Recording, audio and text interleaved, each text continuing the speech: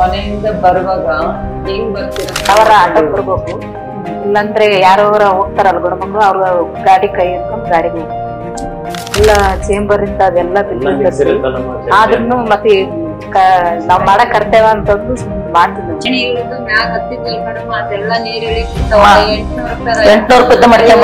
ಪುಟ್ಟಿ ಇಲ್ಲ ಐತಿ ಅಂದ್ರೆ ಇದು ಪುಟ್ಟಿ ಅಂದ್ರೆ ಕಸ ಇಲ್ಲಿ ತನಕ ಬರೋದು, ಗಾಡಿಯಾಗ ಇಳಿದು ಆ ವ್ಯಕ್ತಿಗೆ ಹೋಗಿ ಪುಟ್ಟಿನ ಹಾಕಕ್ಕೆ ಸ್ಮೆಲ್ಲು ಅಂತ ಆಗ್ತದೆ. ಮತ್ತ ಅದನ್ನ ಹೆಂಗ್ ನೀವೆಲ್ಲರೂ ಕ್ಲೀನ್ ಮಾಡ್ತೀರ ಅಂತ ಗೊತ್ತಾಗದ್ ಬೇಡ ಅವ್ರಿಗೆ. ತರ ಬಿಸಿ ಬಡ್ದನ್ನ ಪುಟ್ಟಿ ಒಳಗ ಹಾಕ್ಬೇಕಂದ್ರೆ ನಿಮ್ ಕೆಲ್ಸಕ್ಕೆ ಬಿಟ್ರೆ ಅದಾಗ ಕ್ಲೀನ್ ಮಾಡ್ಕೊಂಡ್ ತಗೊಂಡ್ರಿ ಅದಕ್ಕೆ ಸಂಬಳ ಕೊಡ್ತಾ ಇರೋದು. ಅದಕ್ಕೆ ಸಂಬಳ ಕ್ಲೀನ್ ಮಾಡ್ಕೊಂಡ್ ಸಂಬಳ ಕೊಡಲ್ಲ ಕ್ಲೀನ್ ಮಾಡ್ಕೊಂಡ್ ತಗೊಂಡ್ರಿ ಅಂತ ನಮ್ಮ ಮಿನಿಸ್ಟರ್ ಅವರೆಲ್ಲ ಹಿಂಗ್ ಎದುರಿಸಿ ಹೂವಾಗಿ ಎಲ್ಲ ಹಚ್ಚಿದ್ರು ತಿರುಗಿ ಬೆಳಿಗ್ಗೆ ಅದೇ ನಮಸ್ಕಾರ ಮಾಡಿ ಮತ್ತೊಂದ್ಸಲ ಎಲ್ಲರೂ ನಿಮ್ ಮನೆ ಕಸ ಗುಡಿಸ್ದಂಗೆ ನಮ್ಮ ಇಡೀ ದಾವಣಗೆರೆ ಸಿಟಿನ ರೋಡ್ಗಳನ್ನ ಚರಂಡಿಗಳನ್ನ ಎಲ್ಲ ಕ್ಲೀನ್ ಮಾಡ್ಕೊಂಡು ಕ್ಲೀನ್ ಮಾಡ್ತಿರಲ್ಲ, ಎಲ್ಲರಿಗೂ ಥ್ಯಾಂಕ್ಸ್.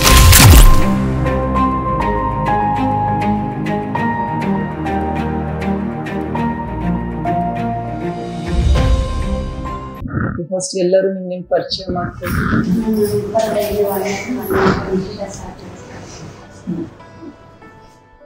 ಮ 33ನೇ ವಾರ್ಡಮ್ಮ ಮಾತಿ ಸಾರ್ ಕಾಡಿಗೆ ಕಟ್ಟಮ್ಮ ಮಮತಾ ಸರ್ 11ನೇ ವಾರ್ಡ್ ಮೇಡಮ್ ರೇ.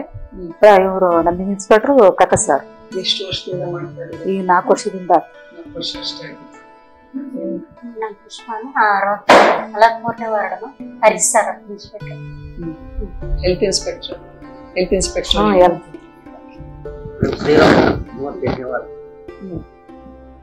ಎಷ್ಟು ವರ್ಷದಿಂದ ಇದ್ದೀರಾ? ಅಲ್ಲಿಗೆ ಎಷ್ಟು ವರ್ಷ ಆತ್ರಿ? ಎಷ್ಟು ವರ್ಷದಿಂದ ಇದ್ದೀರಾ?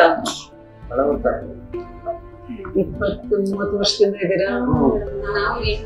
ಎಣಸೇ ಇಲ್ಲ ಎಷ್ಟು ವರ್ಷದಿಂದ ಇದ್ದೀರಾ ಅಂತ. ಈಗ ಎಷ್ಟಿದೆ ಸಂಬಳ? 13,500.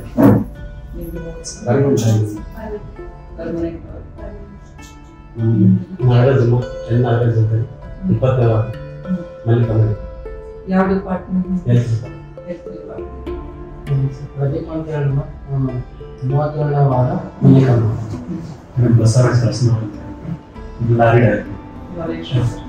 ಸೊ ಲಾರಿ ಡ್ರೈವರ್ ಒಬ್ಬರೇ ಬಂದಿರಾ? ಹೆಲ್ತ್ ಟಿಪ್ಪರ್ ನಿಮ್ದೆ ಟಿಪ್ಪರ್ ಆಟೋ ಟಿಪ್ಪರ್ ಇವರು ನೀವು ಓಡಿಸ್ತೀರಾ?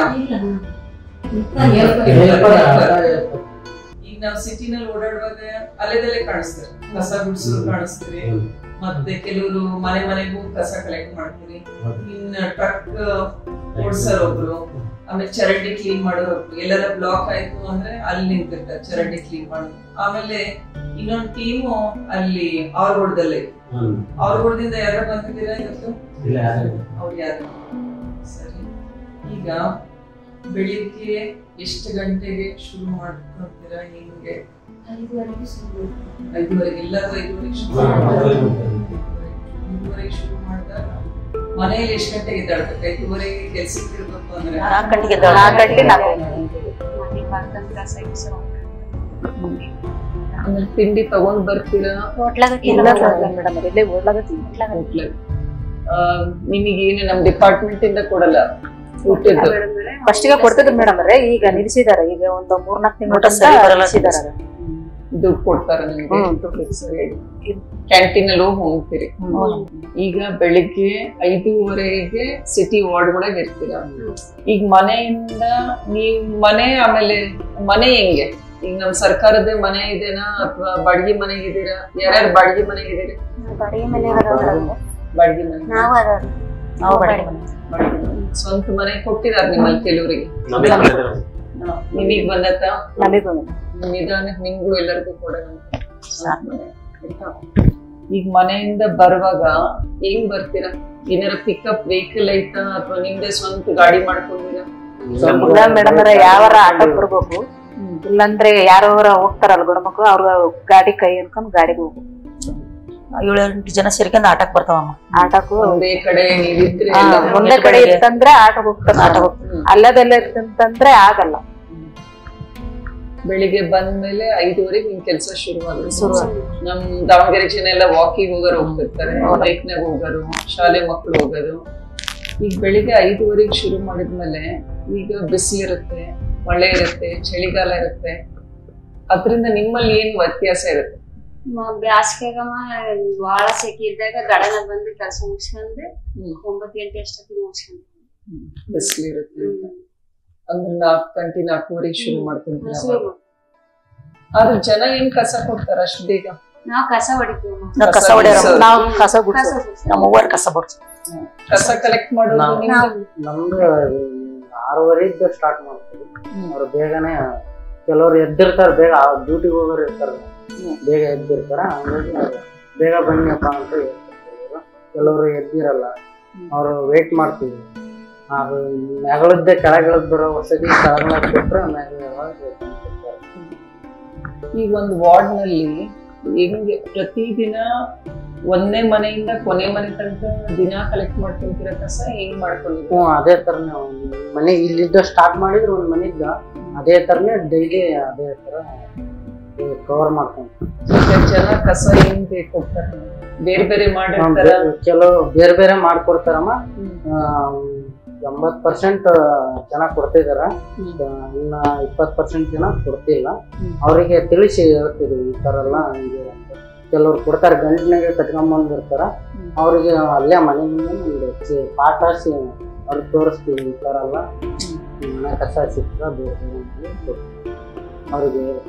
ಈಗ ಯಾವ ವಾರ್ಡ್ಗಳಲ್ಲಿ ಕಸ ಚೆನ್ನಾಗಿ ಕಲೆಕ್ಟ್ ಆಗ್ತಾ ಇದೆ? ಬೇರೆ ಬೇರೆ ಮಾಡಿ ಕೊಡ್ತಾರಲ್ಲ. ಈಗ 45 ವಾರ್ಡ್ ಇದಾವೆ ನಮ್ಮ ಸಿಟಿನಲ್ಲಿ.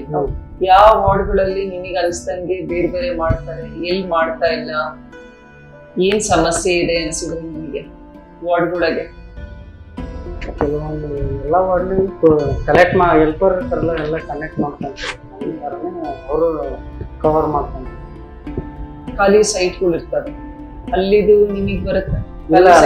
ಖಾಲಿ ಸೈಟ್ನಾಗ ನಮಗ್ ಬರುತ್ತೆ ಮೇಡಮ್ ಅವ್ರೆ, ನಮಗ್ ಅವಾಗ ಗಿಡ ಕೀಳಕ್ ಹೇಳ್ತಾರ ಮೇಡಮ್ ಅವ್ರೆ, ಗಿಡ ಕೀಳ್ತೀವಿ, ಅಷ್ಟು ಕಸ ಹೊಡೆದು ಎಲ್ಲ ಇದು ಮಾಡಿ. ಮೆಷಿನ್ ಕೀಳ್ತೀರಾ?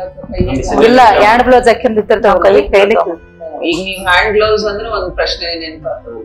ಈಗ ನಿಮಗೆಲ್ಲ ರೈನ್ ಕೋಟ್ ಕೊಟ್ಟಿದ್ದಾರೆ, ಆಮೇಲೆ ಕೈ ಗ್ಲೌಸ್ ಕೊಟ್ಟಿದ್ದಾರೆ, ಅವನ್ನೆಲ್ಲ ಬಳಸ್ತೀರಾ? ಇಲ್ಲ ನೋಡೋಣ. ಈಗ ಬೆಳಿಗ್ಗೆ 5 ಗಂಟೆಗೆ ಯಾರ್ಯಾರು ಹಾಕೊಂಡಿದ್ದೀರಾ, ಯಾರಿಲ್ಲ ಅಂತ.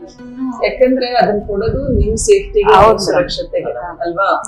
ಈಗ ಎಷ್ಟೋ ಸಲ ಕಸದಿದ್ರಲ್ಲಿ ಇಂಜೆಕ್ಷನ್ಸ್, ಎಲ್ಲಾ ರೀತಿ ಇಂಜೆಕ್ಷನ್ಸ್ ಗೊತ್ತಲ್ಲ, ಎಂತೆಂತ ಇಂಜೆಕ್ಷನ್ಸ್ ಈಗ ಇಂಜೆಕ್ಷನ್ ಸೂಜಿ ನಮಗ್ ತಾಟ್ತು ಅಂದ್ರೆ ಏನ್ ಸಮಸ್ಯೆ ಆಗ್ಬೋದು ನಮಗೆ? ಮತ್ತೆ ಕಾಯಿಲೆ ಇದ್ರೆ ಅದು ನಮಗೆ ಬರ್ತದೆ. ಎಂತ ಕಾಯಿಲೆ? ಕರೆಕ್ಟ್ ಹೇಳಿದೆ ಅಲ್ವಾ? ಏಡ್ಸ್. ಮತ್ತೆ ಟಿಬಿ ಕಾಯಿಲೆ ಎಲ್ಲ ಇರ್ತಾವೆ. ಟಿಬಿ ಕಾಯಿಲೆ. ಸೊ ಆದ್ರಿಂದ ಯಾವ ವ್ಯಕ್ತಿಗೆ ಏನ್ ರೋಗ ಇರುತ್ತೆ, ಆ ಸೂಜಿ ಮದ್ದಿನ ಡಿಸ್ಪೋಸಬಲ್ಸ್ ಅಂತ ಹೇಳ್ತೀವಲ್ಲ, ಅದು ಬಹಳ ಡೇಂಜರಸ್. ಅದಕ್ಕೋಸ್ಕರ ನಿಮ್ ಸೇಫ್ಟಿಗೆ ಅಂತ ನಿಮಗೆ ಇಂಜೆಕ್ಷನ್ ಕೊಡ್ಸ್ಬೇಕು ನಾವು ಪ್ರತಿ ವರ್ಷ. ಹೆಪಟೈಟಿಸ್ ಇಂಜೆಕ್ಷನ್ ಅಂತ ಕೇಳಿರಾ? ಮಾಡ್ತಾರ ನಿಮಗೆ? ಹೊಸದಾಗಿ 2 ಸತಿ ಮಾಡಿಸ್ತಾರೆ. ಅಕಸ್ಮಾತ್ ಯಾರ್ಯಾರ ಮಿಸ್ ಆಗಿದ್ರೆ ಮತ್ ಹೋಗಿ ಅದನ್ನ ಮಾಡಿಸ್ಬೇಕು. ಹೊಸದಾಗಿ 2 ಸತಿ ಮಾಡಿಸ್ತಾರೆ. ಹೆಲ್ತ್ ಚೆಕಪ್ ಮಾಡಿಸ್ತಾರೆ. ಎಷ್ಟು ಜನಕ್ಕೆ ಬಿಪಿ ಐತಿ? ನಮಗೆ ಬಿಪಿ ಶುಗರ್ ಏನಿಲ್ಲ, ನಾರ್ಮಲ್ ಐತೆ. ನಾರ್ಮಲ್ ಐತಿ. ಬಿಪಿ ಇಲ್ಲ. ಹೊಸದಾಗಿ 2 ಸತಿ ಚೆಕಪ್ ಕರ್ಕೊಂಡು ಹೋಗೋರಮ್ಮ, ಎಲ್ಲ ಚೆಕಪ್ ಮಾಡಿಸ್ಕೊಂಡ್ ಬರ್ತಾರೆ. ಬಿಪಿ ಶುಗರು ಎಲ್ಲರಿಗೂ 80% ಜನಕ್ಕೆ ಇರ್ಬೋದು. 35 ವರ್ಷ ಮೇಲ್ಪಟ್ಟವರಿಗೆ ಎಲ್ಲರಿಗೂ ಇರುತ್ತೆ. ಅದಕ್ಕೆ ನಿಮ್ದು ವರ್ಷಕ್ಕೆ 1 ಸಲ 2 ಸಲ ಹೆಲ್ತ್ ಚೆಕಪ್ ಆಗುತ್ತಲ್ಲ, ಅವಾಗ ಏನಾದ್ರೂ ನಿಮಗೆ ಬಿಪಿ ಇದೆ, ಸಕ್ಕರೆ ಕಾಯಿಲೆ ಇದೆ ಅಂದ್ರೆ ಇನ್ನು ಹುಷಾರಾಗಿ ನೋಡ್ಕೊಳ್ಳಿ. ಕಸ ಕಲೆಕ್ಟ್ ಮಾಡ್ತೀರಾ? ಕಸ ಕಲೆಕ್ಟ್ ಮಾಡುವಾಗ ನಿಮಗೆ ಯಾವ್ದಾದ್ರು ಒಂದು ಏನಾದ್ರೂ ಒಳ್ಳೇದು ನಾಗರಿಕರಿಂದ ಅನ್ಸಿದ್ದು ಅಥವಾ ಇನ್ನೊಂದು ಬೇಜಾರಾಗಿರೋದು ಏನಾರ ಇದ್ರೆ ಅದನ್ನ ಒಂದ್ ಸ್ವಲ್ಪ ಹೇಳ್ರಿ. ಕೆಲವರು ಕಸ ಸೆರ್ಗೇಷನ್ ಮಾಡ್ಕೊಡ್ತಾರಮ್ಮ, ಕೆಲವರು ಚೆನ್ನಾಗ ಮಾತಾಡ್ತಾರೆ. ಇನ್ ಕೆಲವರು ಗಂಟೆ ಎಲ್ಲಾರ ತಗೊಂಡ್ಬಂದಾಗ ಹೇಳ್ತೀವಲ್ಲ, ಅವರು ಒಂದ್ ಸ್ವಲ್ಪ ರಿಯಾಕ್ಟ್ ಮಾಡ್ತಾರೆ. ಅವ್ರಿಗೆ ಹೇಳ್ತೀವಿ, ಸರ್ ನಾವ್ ತಾಳ್ಮೆಗೆ ಇದ್ದು ಸರ್ ಹಿಂಗಲ್ಲ ಸರ್ ಹಿಂಗೆ ಅಂತ. ಮೇಡಮ್ ಅವ್ರು ಅಕಸ್ಮಾತ್ ಅಕ್ಕಾರ ಯಾರು ಬಂದ್ರೆ ಅವ್ರಿಗೂ ಅದೇ ತರ ಹೇಳ್ತೀವಿ, ಅಕ್ಕ ಈ ತರ ಅಲ್ಲ, ಈ ತರ ಮಾಡ್ಬೇಕು, ಈ ತರ ನಮ್ಗೆ ಸಮಸ್ಯೆಗಳು ಈಗ ನೀವ್ ಅದ್ರಲ್ಲಿ ಏನ್ ಇಟ್ಕೊಂಬಂದಿರ್ತಾರೋ ನಮ್ಗೆ ಗೊತ್ತಾಗೋದಿಲ್ಲ. ಏನಿಲ್ಲ ಈ ತರ ಅಲ್ಲೇ ಸುರಿದ್ಬಿಟ್ಟು ನೋಡ್ರಿ ಇಂಜೆಕ್ಷನ್ ಇದೆ, ಇದೆಲ್ಲ ನಮ್ಗೆ ಸುಚ್ಚಿದ್ರೆ ತೊಂದರೆ ಆಗುತ್ತೆ, ನಮ್ಗೆ ಕಾಯಿಲೆಗಳು ಬರ್ತವೆ, ನಿಮ್ಗೆ ಯಾವ ತರ ಹೇಳ್ಬೇಕು ಅಂದ್ರೆ ನಾವ್ ಹೇಳ್ತೀವಿ. ನಮ್ ಕರ್ತವ್ಯ ಅದು ಹೇಳೋದು. ನಾವ್ ಹೇಳ್ತೀವಿ. ವಯಸ್ಸಾದವ್ರು ಹಿಂಗೆ ವಯಸ್ಸಾದವ್ರು ಯಾರು ಬರಲ್ರ? ವಯಸ್ಸಾದವ್ರು ಬರೋದ್ ಅನ್ಸುತ್ತಲ್ಲ. ಬೆಳಿಗ್ಗೆ ರಿಟೈರ್ಡ್ ಜನದ ಅದೇ ಡ್ಯೂಟಿ, ಬಾಗಿಲು ಕಸ ಗುಡಿಸಿ ಇನ್ನೇನ್ ಆಮೇಲೆ ಅವ್ರ ಮನೆಯವ್ರು ಬಂದ್ ರಂಗೋಲಿ ಹಾಕ್ತಾರಲ್ಲ, ಪೈಪ್ ಹಚ್ಚಿ ಅಜ್ಜಂದ್ರೆಲ್ಲ ಕೆಲವರು ವಯಸ್ಸಾದವ್ರು ಬಂದ್ರೆ ಅವ್ರೆಲ್ಲಾ ಕ್ಲೀನ್ ಮಾಡ್ಕೊಂಡ್ ಬಂದಿರ್ತಾರ, ಸರ್ಗೇಷನ್ ಮಾಡ್ಕೊಂಡ್ ಬಂದಿರ್ತಾರ. ಕೆಲವ್ರು ಯಾರೋ ಒಬ್ಬೊಬ್ರು ಆ ತರ ತಂದಾಗ ನಾವೇ ಹೇಳ್ತೀವಿ ಅವ್ರಿಗೆ, ಈ ತರ ಯಜಮಾನ್ರೆ ಬರ್ಬೇಡ್ರಿ. ಈಗ ಒಂದೊಂದ್ಸಲ ಕಸ ಎಲ್ಲ ಹಿಂಗ್ ಬೇರ್ಪಡೆ ಮಾಡ್ತಾರೆ. ಎಷ್ಟೋ ಸಲ ಚರಂಡಿ ಕ್ಲೀನ್ ಮಾಡೋರು ಯಾರು? ನಿಮ್ದಿಬ್ರದ ಚರಂಡಿ ಕ್ಲೀನ್ ಮಾಡಕ್ಕಾರ ಹೆಂಗ್ ಅನ್ಸುತ್ತೆ? ಅದನ್ನ ಸತ್ಯವಾಗಿ ಕೇಳಿ. ಅಂತ ಜನಗಳಿಗೆ ನಮಗೆಲ್ಲ ಏನ್ ಹೇಳ್ಬೇಕು ಅನ್ಕೊಂಡು ಚರಂಡಿ ಕ್ಲೀನ್ ಮಾಡ್ತಿರಲ್ಲ, ಹೆಂಗ್ ಅನ್ಸುತ್ತೆ ನಿಮ್ಗೆ? ಅಂದ್ರೆ ಅದ್ರಾಗ ಎಲ್ಲ ಇದ್ರದ್ದು ನಮ್ಮಲ್ಲಿ ಕಸ ಇರುತ್ತಮ್ಮ, ಅದ್ರಲ್ಲಿ ಏನ್ ಮಾಡಕ್ಕಲ್ಲ, ತಮ್ಮ ಬ್ಲೌಸ್ ಹಾಕ್ಯಂದಿರ್ತೀವಿ, ಮಾಸ್ಕ್ ಹಾಕ್ಯಂದು ತೆಗಿತಾವ. ಅದ್ರಾಗೆಲ್ಲ ಚೇಂಬರ್ ಇಂದ ಅದೆಲ್ಲ ಆದ್ರೂ ಮತ್ತೆ ನಾವ್ ಮಾಡಕ್ ಕರ್ತೇವ ಅಂತಂದು ಮಾಡ್ತೀವಿ. ಚರಂಡಿನ ತೆಗಿತೇವೆ, ಕಸ ಹೊಡಿತೇವೆ. ಯಾವತ್ತರ ಇದೇನಪ್ಪ ಇದು ಯಾಕಿಂತ ಕೆಲ್ಸ ಮಾಡ್ತಾ ಇದೀನಿ ನಾನು ಅಂತ ಅನ್ಸುತ್ತಾ? ಇಲ್ಲ ಮೇಡಮ್. ಆಯ್ತು, ಈಗಂತೂ ರೂಢಿ ಆಗಿರ್ಬೋದು. ಹೊಸದಾಗಿ ಸೇರ್ಕೊಂಡಾಗ ಮೇಡಮ್ ನಮಗೆ ಆಗಿರ್ತಾರೆ ಹೊಸದಾಗಿ ಏಣಿ ಇಳಿದು ಮ್ಯಾಗ ಹತ್ತಿದ್ವಲ್ ಮೇಡಮ್, ಅದೆಲ್ಲ ನೀರ್ ಇಳಿತಾವ. 800 ರೂಪಾಯಿ ಮಾಡ್ಕೊಂಡ್ ನಮ್ಗೆ ಯಾಕಪ್ಪ ಇರ್ತಾವ ಸುಪಟ್ಟಿ ಅಂತ ಹೇಳ್ತಿದ್ವಿ ಅಲ್ವಾ? ಬಕೆಟ್ ನ ತುಂಬಿ ಮ್ಯಾಲ ಕೊಡ್ತಿದ್ವಿ. 800 ರೂಪಾಯಿ ಮಾಡಿರೋದಲ್ಲ ಈಗ ಮಾಡ್ತೀವಿ ಮೇಡಮ್. ಚರಂಡಿ ತೆಗಿಯೋದು ಮೈ ಮೇಲೆಲ್ಲ ಸುರಿಯೋದ ಮೇಲೆ ಮೈ ಮೇಲೆ ಸುರಿಬೇಕು. ಹಿಂಗ ಎತ್ತಿದ್ರೆ ಸಾಕಮ್ಮ ಎಲ್ಲ 800 ರೂಪಾಯಿ ಮಾಡ್ಕೊಂಡ್ ಬಂದವ. 800 ರೂಪಾಯಿ 800 ರೂಪಾಯಿ ಮಾಡ್ಕೊಂಡ್ 20 ವರ್ಷದ ಕೆಳಗ 23 ವರ್ಷ 30 ವರ್ಷದ ಕೆಳಗಡೆ. ಇವಾಗ ಎಷ್ಟು ದುಡಿತಾ ಇದಾರೆ? 30,000. ಈಗ 30,000. ಮನೆ ಆಗಿಲ್ಲ ಇನ್ನ? ಇಲ್ಲ. ಈಗ ಆಯ್ತು. ಈಗ ಹೊಸದಾಗಿ ಸೇರ್ಕೊಂಡಿರೋರು ಇದಾರ? ಈಗ ನಿಮ್ದು ಹೊಸದು ಇಂಥದ್ದೇನ್ ಕೆಲ್ಸ ಮಾಡಿಲ್ಲ ನೀವು? 800 ರೂಪಾಯಿನಲ್ಲಿ ಹೋಗಿ ಈಗಂತೂ ಎಲ್ಲರಿಗೂ ಅವೇರ್ನೆಸ್ ಚೆನ್ನಾಗಿದೆ, ಹೌದಾ? ಹಂಗೆ ಈಗ ಒಂದ್ ಚೇಂಬರ್ ಒಳಗೆ ಈಗಲೂ ಇಳಿತೀರಾ ಅಥವಾ ಮೆಷಿನ್ ಹೋಗಲ್ಲ? ಅಲ್ಲ, ಆದ್ರೂ ಒಂದ್ ಕಡೆ ನಾನು ಟಿವಿನಲ್ಲಿ ನೋಡ್ತಾ ಇದ್ದೆ, ಮೆಷಿನ್ ಹೋಗುತ್ತೆ ಅಂತಾರೆ. ಆ ಮೆಷಿನಿನ ಪೈಪ್ ಹೋಗ್ಬೇಕು ಅಂದ್ರೆ ಒಬ್ರು ವ್ಯಕ್ತಿ ಇಳಿಲೇಬೇಕಾ? ಹೌದಾ? ಡೈರೆಕ್ಟ್ ಆಗಂತೂ ಹೋಗಲ್ಲ, ಇಳಿಲೇಬೇಕು. ಒಳಗಡೆ ಆ ಚೇಂಬರ್ ಪೈಪ್ ಹಾಕ್ಬೇಕು ಅಂದ್ರೆ ಇಳಿಲೇಬೇಕಾಗುತ್ತೆ. ಅದಕ್ಕೆ ಕೇಳಿದ್ದು, ಈಗ ನೀವ್ ಹೇಳಿದ್ರಲ್ಲ 800 ರೂಪಾಯಿ ಸಂಬಳ ಮಾಡಕ್ಕಾರ ಅದೆಲ್ಲ ಸುವೇಜ್ ನೀರು ಎಲ್ಲದು ಮೈ ಮೇಲೆ ಇಳ್ದಂಗ ಆಗೋದು. ಸೊ ಅವಾಗ ಅದು ಆಮೇಲೆ ಜನ ಕಸ ಬೇರೆ ಬೇರೆ ಮಾಡಕ್ಕಾರ ಎಷ್ಟೋ ಸಲ ಮುಂಚೆ ಎಲ್ಲ ಕಸದ ಪುಟ್ಟಿ ಇರೋವು. ಕಸದ ಪುಟ್ಟಿ ಇತ್ತು ಅಂದ್ರೆ ಕಸ ಅದ್ರೊಳಗ ಹಾಕ್ತಿರ್ಲಿಲ್ಲ, ಅದ್ರ ಸುತ್ತಲೂ ಹೋಗೋಗಿ ಎಸಿಯರು. ಪುಟ್ಟಿ ಇಲ್ಲ ಐತಿ ಅಂದ್ರೆ, ಇದು ಪುಟ್ಟಿ ಅಂದ್ರೆ ಕಸ ಇಲ್ಲಿ ತನಕ ಬರೋದು. ಗಾಡಿಯಾಗ ಇಳಿದು ಆ ವ್ಯಕ್ತಿಗೆ ಹೋಗಿ ಪುಟ್ಟಿನ ಹಾಕಕ್ಕೆ ಸ್ಮೆಲ್ಲು ಅಂತಾರೆ. ಮತ್ತ ಅದನ್ನ ಹೆಂಗ್ ನೀವೆಲ್ಲರೂ ಕ್ಲೀನ್ ಮಾಡ್ತೀರ ಅಂತ ಗೊತ್ತಾಗದ್ ಬೇಡ ಅವ್ರಿಗೆ. ಅವಾಗ ಹೆಂಗ್ ಅನ್ಸುತ್ತೆ ಮತ್ತೆ ನಿಮಗೆ? ಏನ್ ಅನ್ಬೇಕು ಅನ್ಸುತ್ತೆ? ಅವ್ರ ಹಂಗ ನೋಡ್ಕೊಂತ ಹೋಗ್ತಾರ, ನಾವು ಕೈಲಿ ಅರ್ಸ್ಕೊಂತ ಕೂತ್ಕೊಂಡಿರ್ತಾವ, ನೋಡ್ಕೊಂತ ಹೋಗ್ತಾರ. ಹಸಿದ ತಂದು ಕೊಡಕ್ ಬರ್ತಾರ, ಮತ್ ಬೇರೆ ಮಾಡ್ಕೊಡ್ರಿ ಅಂತ ಹೇಳ್ತಾರ. ಏನಾರ ತರ ಬಿಸಿ ಬಡ್ದನ್ನ ಪುಟ್ಟಿ ಒಳಗ ಹಾಕ್ಬೇಕಂದ್ರ ನಿಮಗ್ ಕೆಲ್ಸಕ್ ಬಿಟ್ರದ ಅದಾಗ ಕ್ಲೀನ್ ಮಾಡ್ಕೊಂಡ್ ತಗೊಂಡ್ ಹೋಗ್ರಿ ಅಂತಾರ ಮೇಡಮ್. ಅದಕ್ಕೆ ಸಂಬಳ ಕೊಡ್ತಾ ಇರೋದು. ಕ್ಲೀನ್ ಮಾಡ್ಕೊಂಡ್ ಕಟ್ಟಲ್ಲ, ನಿಮಗ್ ಸಂಬಳ ಕೊಡಲ್ಲ ಏನು? ಸಂಬಳ ಕೊಡಲ್ಲ, ಕ್ಲೀನ್ ಮಾಡ್ಕೊಂಡ್ ತಗೊಂಡ್ ಕಟ್ಟೋದು ಒಂದಾಗುತ್ತೆ. ಇನ್ನೊಂದು ಏನಾಗುತ್ತೆ ಅಂದ್ರೆ ಪ್ರತಿಯೊಬ್ಬರಿಗೂ ಅವ್ರ ಕೆಲ್ಸದ ಬಗ್ಗೆ ಒಂದು ಗೌರವ ಇರುತ್ತೆ. ಈಗ ಹೌದಾ, ನಾನು ಈ ಕೆಲ್ಸ ಮಾಡ್ತೀನಿ ಅಂತಾನೆ ನನಗ್ ಸಂಬಳ ಬರುತ್ತೆ, ನಮ್ ಮನೆ ತರ ನಡ್ಸಕ್ಕಾಗುತ್ತೆ, ನಾನು ದುಡಿತಾ ಇದ್ದೀನಿ, ಒಂದು ಸ್ವಾಭಿಮಾನದಿಂದ ಬದುಕ್ತಾ ಇದೀನಿ ಅನ್ನೋದು ನಿಮ್ಗೆ ಎಲ್ಲರಿಗೂ ಐತಿ ಅಲ್ವಾ? ನಾನೇ ದುಡಿದ್ ಸಾಕ್ತಾ ಇದೀನಿ, ಎಲ್ಲೂ ಭಿಕ್ಷೆ ಬೇಡ್ತಾ ಇಲ್ಲ ಅನ್ನೋ ದೊಡ್ಡ ಸಮಾಧಾನ ಐತಿ ನಿಮಗೆ. ಬಟ್ ಈಗ ಜನನು ಅದನ್ನ ಅರ್ಥ ಮಾಡ್ಕೋಬೇಕು. ಹೋಗೋಗಿ ಕಸನ ಬೇರ್ಪಡೆ ಮಾಡೋದಾಯ್ತು, ಮುನ್ಸಿಪಾಲಿಟಿನಲ್ಲಿ ಎಷ್ಟು ಒಂದು ಟೀಮೇ ವರ್ಕ್ ಮಾಡ್ತಾ ಇದ್ರು, ಎಷ್ಟು ಜನ ಇದ್ದಾರೆ ಟೋಟಲ್ ಆಗಿ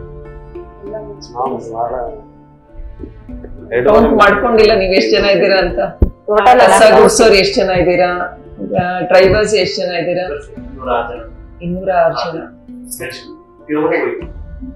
ಗಾಜಿನ ಬಾಟಲ್ಸ್ ಎಲ್ಲ ಬೇರೆ ಬೇರೆ ಮಾಡ್ತಾರೆ, ಅದಕ್ಕೆ ಒಂದು ಮಾಡ್ಕೊಂಡಿವೆ. ಸ್ಯಾನಿಟೈಸರ್, ಡೈಪರ್ಸ್ ಎಲ್ಲ ಅದಕ್ಕೊಂದು ಎಲ್ಲ ಕೊಟ್ಟಾರ ಕವರ್, ಅದನ್ನು ಒಂದ್ ಸೈಡಿಗೆ ಇಟ್ಕೊಂಡಿದ್ವಿ. ಒಂದ್ ಗಾಡಿ ಇದೆ, ಎಲ್ಲೋ ಗಾಡಿ, ಆ ಗಾಡಿ ಈಗ ಪಬ್ಲಿಕ್ ಬೇರೆ ಮಾಡಿ ಕೊಡ್ತಾ ಇದಾರೆ, ಸ್ಯಾನಿಟರಿ ಪ್ಯಾಡ್ಸ್ ಕೊಡ್ತಾ ಇದಾರೆ, ಎಲ್ಲರೂ ಕೊಡ್ತಾ ಇಲ್ಲ. ಅದ್ರದ್ದು 80% ಅದೇ 80% ಕೊಡ್ತಿದ್ದಾರೆ, ಇನ್ನೊಂದು 20% ಜನ ಕೊಡ್ತಿಲ್ಲ.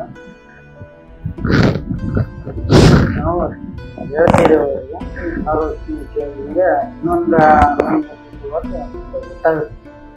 ಆಲ್ಮೋಸ್ಟ್ ಕ್ಲಿಯರ್ ಆಗ್ಬೋದು. ನಾವು ಆದಷ್ಟು ಅವ್ರಿಗೆ ಪ್ರಯತ್ನ ಪಡ್ತೇವೆ ನಿಮಗೆ ವರ್ಷಕ್ಕೆ ಏನಾದ್ರು ಇದನ್ ಮಾಡ್ತಾರ ವರ್ಕ್ಶಾಪ್ಸ್, ಅಂದ್ರೆ ಪಬ್ಲಿಕ್ ಜೊತೆ ಯಾವ ತರ ಮಾತಾಡ್ಬೇಕು, ಆಮೇಲೆ ಅವ್ರಿಗೆ ಹೆಂಗೆ ಈ ಕಸದ ಬಗ್ಗೆ ನೀವು ಹೇಳ್ಕೊಡ್ಲಿಕ್ಕೆ ಏನಾದ್ರು ಕ್ಲಾಸು ವರ್ಕ್ಶಾಪ್ ತರ ಮಾಡಿದಾರ? ಎಲ್ಲರಿಗೂ ಗೊತ್ತಿದೆ. ಈಗ ಆಯ್ತು, ಇಷ್ಟೆಲ್ಲ ಗೊತ್ತಿದೆ ಅಂತಿರಲ್ಲ, ಮನೆಗ್ ಮೊಮ್ಮಕ್ಳು ಇದಾರಲ್ಲ, ಅಜ್ಜಿಗೂ ಏನ್ ಹೇಳ್ಕೊಟ್ಟಿರೋರಿಗೆ ಮತ್ತೆ ಈಗ ಕಸದಿಂದ ರಸ ಅಂತವೆಲ್ಲ ಏನೇನೋ ಇರ್ತವೆ ಮಕ್ಳಿಗೆ, ಪ್ರಾಜೆಕ್ಟ್ಗಳು. ಆಮೇಲೆ ಇದನ್ನ ಒಂದು ಪೇಜ್ ಬರೆದ್ ಕೊಡ್ರಿ ಅದ್ರ ಬಗ್ಗೆ, ಪರಿಸರ ದಿನಾಚರಣೆ ಅಂತ ಮಾಡ್ತಾರೆ, ಹೌದಾ? ಸೊ ಅಂತಂದ್ರೆ ನೀವೇನಾರ ಹೇಳ್ಕೊಡ್ತೀರ? ಯಾರು ಎಷ್ಟು ಓದಿದ್ದೀರಾ? ಓದಿಲ್ಲ. ಹೆಸರು ಬರೆಯಕ್ ಬರುತ್ತಾ? ಬರೀತೀರಾ? ಇನ್ನೇನು ಕನ್ನಡ ಓದಕ್ ಬರಲ್ಲ? 7ನೇ ಕ್ಲಾಸ್ ಓದಿಲ್ಲ, 7ನೇ ಕ್ಲಾಸ್ ಅಷ್ಟೇ ಓದಿ. 7ನೇ ಕ್ಲಾಸ್. ನೀವು ಓದಿಲ್ಲ? ಸೈನ್ ಮಾಡ್ತಾರೆ. ನೀವು ಓದಿಲ್ಲ? ಯಾಕ್ರಿ? ಇಲ್ಲ ಓದಿಲ್ಲ, ಬಟ್ ಸೈನ್ ಮಾಡ್ತೀವಿ. ಇಲ್ಲ ಎಬ್ಬಟ್ರ? ಇಲ್ಲಮ್ಮ, ನಾವು ಓದ್ತಿದ್ವಿ. ಎಷ್ಟನೇ ಕ್ಲಾಸ್ ಅಂತ ಹೋದ್ರೆ? 8ನೇ ಕ್ಲಾಸ್. 8ನೇ ಕ್ಲಾಸ್. ಡಿಗ್ರಿ ಆಗಿದೆ? ಯಾವ ಡಿಗ್ರಿ ಮಾಡಿದ್ರಿ? BA. ಈಗ ಬಹಳಷ್ಟು ಜನ ಹೆಬ್ಬಟ್ಟೆ ಇರೋದ, ಮುಕ್ಕಾಲ್ ಭಾಗ ಹೆಬ್ಬಟ್ಟ. ನನಗಂತೂ ಈಗ ನಿಮ್ ಜನರೇಷನ್ ಹೆಬ್ಬಟ್ಟು ಅಂದ್ರೆ ಇಲ್ಲಿ ಅಜ್ಜಿ ಅಂದ್ರಂತೂ ಒಪ್ಕೊಂಡ್ರಿ, ನೀವೆಲ್ಲ ಯಾಕೆ ಹೆಬ್ಬಟ್ಟು ಕಮ್ಮಿ ಓದಿಲ್ಲ ಅಂತಂದ್ರೆ 10th ತನಕ ಅಂತೂ ಫ್ರೀ ಐತಿ ಸರ್ಕಾರದಿಂದ. ಇಲ್ಲ ಅವಾಗಿದ್ದಿಲ್ಲ, ಮನೆಯಲ್ಲಿ ಸಮಸ್ಯೆ ಆಯ್ತು. ಸಮಸ್ಯೆ ಅನ್ನೋದು ಸಣ್ಣವರಿದ್ದಾಗ 14-15 ವರ್ಷದ ತನಕ ಕೆಲ್ಸಕ್ಕೆ ಹೋಗಂಗಿಲ್ಲ, ಹೌದ್ರಾ? ಬಾಲಕಾರ್ಮಿಕರು ಅಂತ ಆಗುತ್ತೆ. ಮತ್ತೆ ನೀವ್ ಏನ್ ದುಡ್ದು ಏನ್ ಮಾಡಂಗಿರುತ್ತೆ ಮನೆಯಲ್ಲಿ. SSLC ಅಂದ್ರೆ 15 ವರ್ಷ, ಹೌದಾ? ಸೊ ಅಟ್ ಲೀಸ್ಟ್ 10th ತರ ಓದಿರ್ಬೇಕು. ಎಷ್ಟನೇ ಕ್ಲಾಸ್ ತನಕ ಹೋಗಿರ? 8ನೇ ಕ್ಲಾಸ್. ನಿಮ್ದೆಲ್ಲ ಯಾಕೆ ಹೋಗ್ಲಿ? ನಮ್ದು ಬಟ್ ಓದಿಲ್ಲ, ನಮ್ದು ಓದಕ್ ಇಷ್ಟ ಇಲ್ಲ. ಇಲ್ಲಮ್ಮ, ರಿಟೈರ್ಮೆಂಟ್ ಆಗ್ತಾ ಇದ್ದಾರೆ. ಅಲ್ಲೇ ರಿಟೈರ್ಮೆಂಟ್ ಬಂದ್ರ? 6 ತಿಂಗಳಿದೆ ಅಷ್ಟೇ. ಅನ್ಸಲ್ ನೋಡ್ರಿ, ಫಿಟ್ ಆಗೇ ಇದ್ದೀರಾ ನೀವು? ಆಯ್ತು, ಈಗ ನೀವೆಲ್ಲ ಓದಿಲ್ಲ ಅಂತಿರಲ್ಲ, ಏನ್ ಅನ್ಸುತ್ತೆ ಈಗ? ಓದಿಲ್ಲ, ಓದಿದ್ರೆ ಹೆಂಗಿರ್ಬೋದಿತ್ತು ನನ್ ಜೀವನ, ಏನಾರ ವ್ಯತ್ಯಾಸ ಆಗ್ತಿತ್ತು ಅನ್ಸುತ್ತ ನಿಮ್ಗೆ? ಓದಿದ್ರೆ ಆಕತ್ ಮೇಡಮ್. ಏನ್ ವ್ಯತ್ಯಾಸ? ನಾವು ಓದಿದ್ರ 4 ಜನದಂಗ ಇರ್ತಿದ್ವಲ್ಲ, ಹೆಂಗೆ 4 ಜನ? ಅದ ಇವ್ರು ಓದಿ ಎಲ್ಲ ಈಗ ಕೆಲ್ಸ ಮೇಡಮ್ ಆಗಿದಾರ, ಟೀಚರ್ಗಳು, ನರ್ಸ್ ಆಗ್ಯಾರ ಅಂತ. ಅವಾಗ ಈಗ ಆಸೆ ಐತಿ ಅಲ್ಲ, ಅವಾಗ ಆಗಿದ್ದೆ ಹಂಗಕ್ಕತ್ತಮ್ಮ. ನಾವು ಓದಿಲ್ಲ ಸಣ್ಣ. ನಿಮಗೆ ಓದಿಲ್ಲ ಅನ್ನೋದ್ರಿಂದ ಏನಾರ ನನ್ನ ಜೀವನದಲ್ಲಿ ಎಲ್ಲ ಚೆನ್ನಾಗಿ, ಈಗಂತೂ ಚೆನ್ನಾಗಿ ದುಡಿತಾ ಇದ್ದೀರಾ, ಹೌದಾ? ಮಕ್ಳು ಮಕ್ಳೆಲ್ಲ ಏನು ಇಬ್ಬರ ಮದ್ವಿ ಮಾಡ್ಯಾನು, ಒಬ್ಬಾಕಿ ಸೆಕೆಂಡರಿ ಓದಿಲ್ಲ, ಇನ್ನು ನಿಮ್ಮವ್ರೀಗ ಸಣ್ಣವರಿದ್ದಾರೆ? ನಮ್ಮವ್ರು ಇಬ್ಬರು ಅದಾರ ಸರ್ ಮಕ್ಕಳು. ಒಬ್ಬನ್ ಸೆಕೆಂಡ್ PUC, ಒಬ್ಬನ್ SLC. ಎಲ್ಲಿ ಓದ್ತಾ ಇದಾರೆ ಮಕ್ಳೆಲ್ಲ? ಒಬ್ಬನ್ ಇಲ್ಲ ವಿದ್ಯಾ ಕಾರ್ಮೆಂಟ್ನಾಗ ಓದ್ತನ್ರಿ, ಒಬ್ಬನ ಹತ್ಮಳ್ಯಾಗ ಓದ್ತಾನ್ರಿ. ಗೌರ್ಮೆಂಟ್ ಕಾಲೇಜಿನ ಗೌರ್ಮೆಂಟ್ ಕಾಲೇಜ್ ಚೆನ್ನಾಗಿ ಓದ್ತಾನ ಚೆನ್ನಾಗಿ ಮಕ್ಕಳು 3 ಅದಾರಲ್ಲ ಮದುವೆ ಮಾಡ್ಕೊಟ್ಟೇನಿ ಇಲ್ಲಿಬ್ರು ಗಂಡು ಮಕ್ಳು ಅದಾರ ಎಲ್ಲಿವರೆಗೂ ಓದಾರ ಮಗಳು PUC ಎಷ್ಟಾಗೈತೆ ಮಗಳು ಸೆಕೆಂಡ್ ಇಯರ್ ಓದಾಳಲ್ಲ ಮಗ SLC ಅದೇನೆ ಇನ್ನೊಬ್ಬ ಮಗ 7ನೇ ಕ್ಲಾಸ್ ಆಗಿದೆ ನಿಮ್ಮ ಮಕ್ಕಳೆಲ್ಲ ಮಗಳು ಸೆಕೆಂಡ್ ಇಯರ್ PUC ಇದೆ ತಮ್ಮ ಮದುವೆ ಮಾಡ್ಕೊಡ್ತೀನಿ ಮಗ SLC ನಿಮ್ಮ ಮಕ್ಕಳು ಓದಿದ್ರ ಮದುವೆ ಮಾಡಿ ಮದುವೆನೂ ಆಯ್ತು ಮೊಮ್ಮಕ್ಳು ಇದಾರ ಮೊಮ್ಮಕ್ಳು ಇಲ್ಲಿ ದಾವಣಗೆರೆಗೆ ಇದಾರ ಎಲ್ಲ ನಿಮ್ ಜೊತೆಗೆ ಇದ್ದೀರಿ ಮದ್ವೆ ಆಗಿಲ್ಲ ಇನ್ನ ನಿಮ್ದು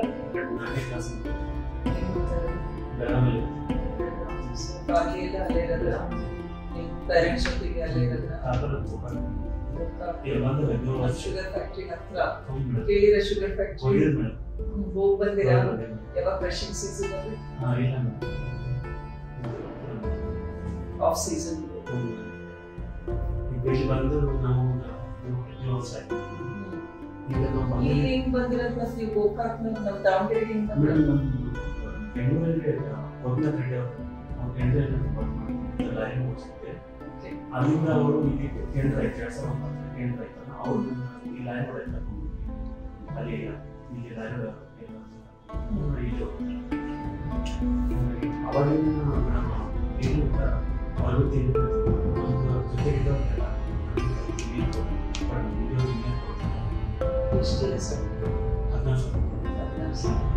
ಶುರು ಆದಾಗಿಂದ ಶುರು 3000 17 ವರ್ಷ ಯಾರಿಗಾರ ಸಂಬಳ ಇಲ್ಲ ಪರ್ಮನೆಂಟ್ ಆಗಿಲ್ಲ ಅಂತ ದುಃಖ ಬಂದಂಗೆ ಜೊತೆಗೆ ಅವ್ರ ಸಂತೋಷ ಇದೆ ಬಟ್ ಎಷ್ಟು ಅವರೆಲ್ಲ ನಮ್ಗೆ ನಿಯರ್ ಬರ್ತಿದ್ದಾರೆ ಖುಷಿ ಆಗ್ತದೆ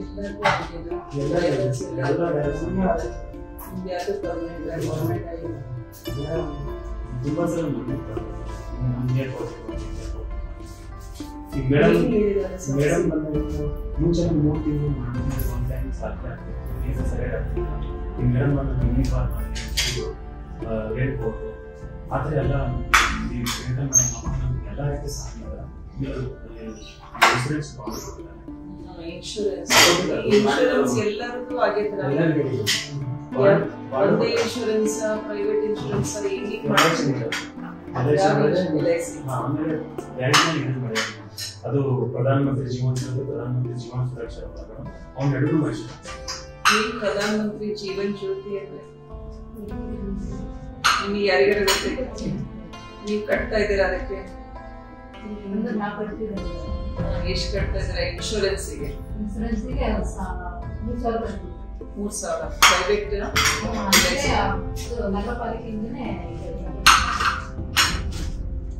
ಈಗ 2 ನಮ್ಗೆ ಇನ್ಶೂರೆನ್ಸ್ ಇದೆ ಸಂಬಳದಿಂದಾನೇ ಕಟ್ಟಾಗುತ್ತೆ ಸ್ಯಾಲರಿಯಿಂದಾನೇ ಕಟ್ಟಾಗುತ್ತೆ ಒಂದು 140 ಇನ್ನೊಂದು ಗೌರ್ಮೆಂಟ್ ಇಂದ ಕಟ್ತಾರೆ ಅಲ್ಲಿಂದ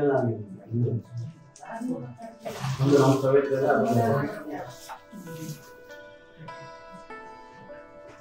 ಇನ್ಶೂರೆನ್ಸ್ ಯಾಕೆ ತಗೋಬೇಕು ನೀವು ಹೇಳಿ ಯಾಕೆ ಇನ್ಶೂರೆನ್ಸ್ ಈಗ ನಮಗೆ ಏನಾದ್ರು ಆರೋಗ್ಯದ ಸಮಸ್ಯೆ ಬಂತು ಅಥವಾ ಆಕ್ಸಿಡೆಂಟ್ ಆಯ್ತು ಅಥವಾ ನಮ್ಮ ಜೀವಕ್ಕೆ ಏನಾದ್ರು ಅನಾಹುತಿ ಆಯ್ತು ಅಂದ್ರೆ ನಾವು ಇಷ್ಟು ದುಡ್ಡು ಕಟ್ಟಿರ್ತೀವಲ್ಲ ನಿಮ್ಮ ಸಂಬಳದಿಂದ ಅದನ್ನ ಸರ್ಕಾರ ಅವ್ರಿಗೆ ಕೊಡ್ತೀವಿ. ನೆಕ್ಸ್ಟ್ ಒಂದೇ ಸಲ ಈಗ ನೀವೆಲ್ಲ 30,000 40,000 ದುಡ್ಡು ಒಂದೇ ಸಲ ನಾವು ಕುಟುಂಬದ ಆಧಾರ ಇದ್ದಂಗೆ ನಮ್ಮ ಸಂಬಳ ನಾವಿಲ್ಲ ಅಂದ್ರೆ ಕಷ್ಟ ಕಾಲಕ್ಕೆ ನನ್ನ ಹೆಂಡತಿಗಾರಾಯ್ತು ಮಕ್ಕಳಿಗಾರಾಯ್ತು ಸಹಾಯ ಆಗುತ್ತೆ ಅಂತ ಕಟ್ಟಿದ್ದೀವಿ. ಇದನ್ನ ತಿಳ್ಕೊಂಡು ನೀವೆಲ್ಲರಿಗೂ ಎಷ್ಟು ದುಡ್ಡು ಕಟ್ತಾರೆ ಇನ್ಶೂರೆನ್ಸ್ ತಗೊಳ್ರಿ.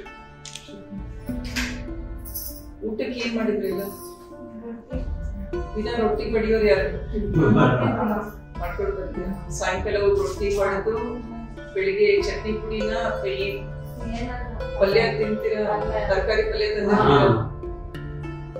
ಈಗ ಬೆಳಿಗ್ಗೆ 4:30 ಶುರು ಮಾಡಿದ್ರು 9 ಗಂಟೆ 1 ಗಂಟೆ ಆಗಿ ಕೆಲ್ಸಕ್ಕೆ ಹೋಗ್ತಿರಲ್ಲ ಅಲ್ಲದಲ್ಲಿ ನೀವು ವಾಶ್ರೂಮ್ ಯೂಸ್ ಮಾಡ್ಬೇಕು ಟಾಯ್ಲೆಟಿಗೆ ಹೋಗ್ಬೇಕು ಅಂತ ಏನಾರ ಫೆಸಿಲಿಟಿ ಐತೆ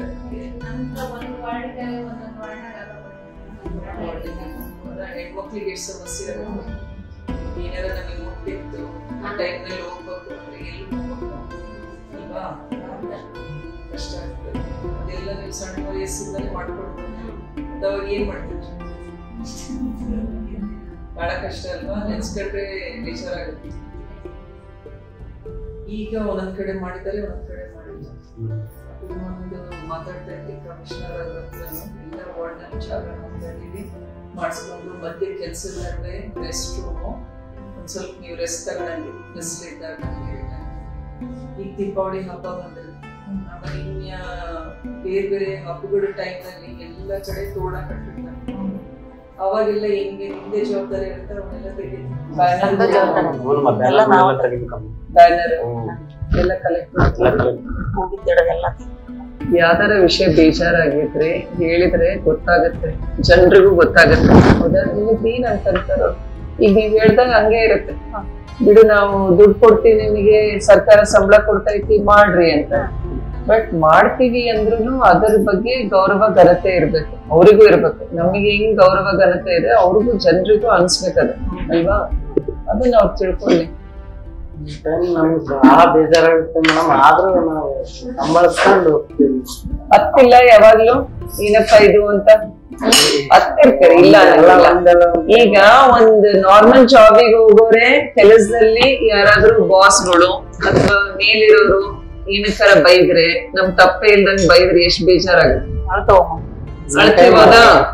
ಈಗ ನನಗೆ ಅದು ಯೋಚನೆ ಮಾಡಿದ್ರೆ ಹೆಂಗ್ ಅನ್ಸುತ್ತೆ, ಕಸ ಎಲ್ಲ ಪುಟ್ಟಿನಲ್ಲಿ ಇಟ್ಕೊಂಡು ಅದೆಲ್ಲ ಸೋರ್ಕೊಂಡ್ ಮೈಮೇಲೆ ಬರುತ್ತೆ ಅಂದ್ರೆ ಅಲ್ವಾ? ಏನೋ ನಮ್ ಮನೆ ಕೆಲ್ಸ ಅಂದ್ರೆ ಮಾಡ್ಬೋದು. ಇದು ಊರಿಂದ, ಇಡೀ ಊರಿನ ಕಸ ಹೊಟ್ಟೆ ತುಂಬತ್ತಲ್ಲ ಮಾಡೋದಕ್ಕೋಸ್ಕರ ಎಲ್ಲ ಗಟ್ಟಿಯಾಗ್ಬಿಟ್ಟಿರ.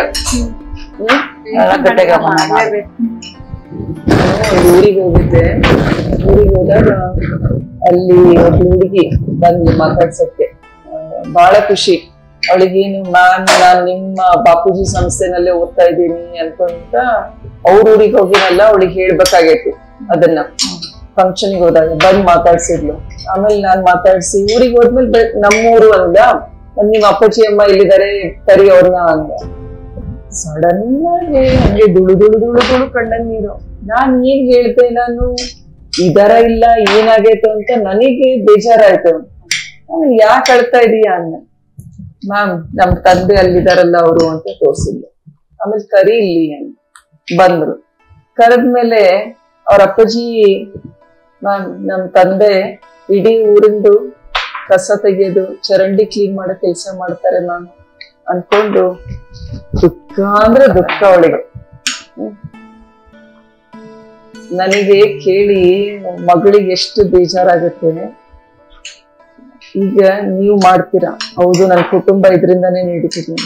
ಅವಳಿಗೆ ಅದು ಏನ್ ಅನ್ಸ್ತೋ ಗೊತ್ತಿಲ್ಲ ನನಗೆ ಅವತ್ತು. ಅಷ್ಟು ಬೇಜಾರ್ ಮಾಡ್ಕೊಂಡು ನನಗೆ ಹುಡುಗಿ ಅಳದಂತೂ ಮರೆಯಲ್ಲ ಈಗ್ಲೂ. ಹೌದಾ? ಅದಕ್ಕೆ ಹೇಳೋದು, ಈಗ ಡಿಗ್ರಿ ಮಾಡ್ತಿದ್ದಾಳೆ ಅವಳೆ. ನಾನು ಓದಿ ನಮ್ ಡ್ಯಾಡಿಗೆ ಈ ಕೆಲ್ಸ ಬಿಡಿಸ್ಬೇಕು ಅನ್ಕೊಂಡಿದ್ದೀನಿ. ಅವಳು ಹಂಗ ಹೇಳೋದು. ಯಾಕಂದ್ರೆ ಒಬ್ಳು ಹುಡುಗಿಗೆ ಗೊತ್ತಾಗತ್ತೆ, ಅವ್ರ ಅಪ್ಪಾಜಿ ಊರಿನ ಕಸ ಎಲ್ಲ ಈಗ ಆಯ್ತು, ಊರಲ್ಲಿ ಓಡಾಡ್ತಾ ಇರ್ತಾಳ. ಗೊತ್ತಾಗತ್ತೆ ಮಕ್ಳಿಗೆ, ಗೊತ್ತಾಗಲ್ಲ ಅನ್ನಲ್ಲ ನಮ್ಮ ಅಪ್ಪಾಜಿ.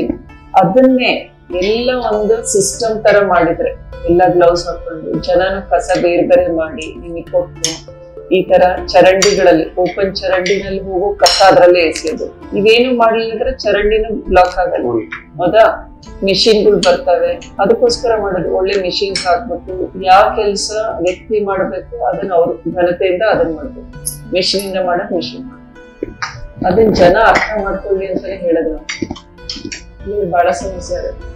ಈಗ ಒಂದ್ ವರ್ಷದ ಕೆಳಗೆ ಇನ್ನ MP ಆಗಿ 1 ತಿಂಗಳು ಆಗಿರ್ಲಿಲ್ಲ. ಅವಾಗ ಬಂದ ಹುಡುಗಿ ಅಳದೆ ನಿಮ್ ಮಕ್ಳು ಏನಾಗ್ಬೇಕು ಅಂತ. ಮದ್ವೆ ಮಾಡೋದಂತೂ ಮಾಡಿರ, ಈಗ ನಿಮ್ ಮಕ್ಳು ಓದ್ತಾ ಇದಾರಲ್ವಾ, ನೆಕ್ಸ್ಟ್ ಏನಾಗ್ಬೇಕು?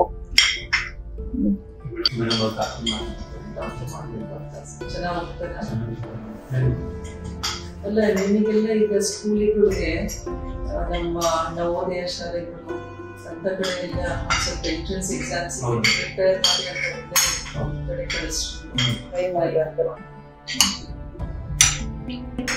ಈಗ 3 ವರ್ಷದ ಕೆಳಗೆ ಕೋವಿಡ್ ಇತ್ತು. ಕೋವಿಡ್ ನಲ್ಲಿ ಏನ್ ಕೆಲಸ ಮಾಡ್ತಿಲ್ಲ?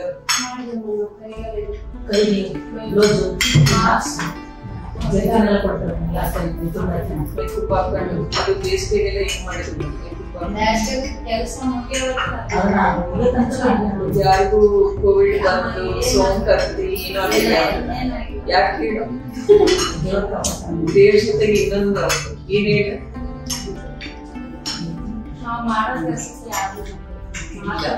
ಇಲ್ಲ ಇನ್ನೊಂದು ಏನ್ ಹೇಳ, ಈಗ ನಾವೆಲ್ಲರೂ ಮನೆಯೊಳಗೆ ಇರ್ತೀವಿ, ಎಕ್ಸ್ಪೋಸ್ ಆಗಿರಲ್ಲ.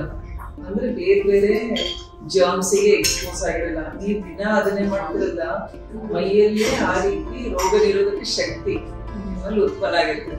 ನಮ್ಗಳಿಗೆ ಅಷ್ಟಿರಲ್ಲ. ಎಲ್ಲ AC ರೂಮ್ಗಳಿಗೆ ಕುತ್ಕೊಂಡ್ರೆ ಅದು ಬರಲ್ಲ. ಗಟ್ಟಿ ದಿನ ಹಂಗಂತ ಹೋಗಿ ಏನ್ ಮಾಡ್ಬೇಕು ಮಾಡಿದ್ರೆ ಅದೆಲ್ಲ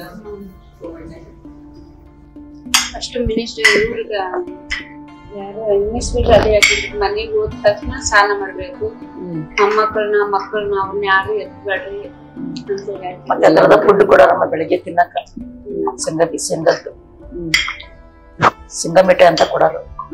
ಎಲ್ಲ ಚೆನ್ನಾಗಿ ನೋಡ್ಕೊಂಡ್ರ.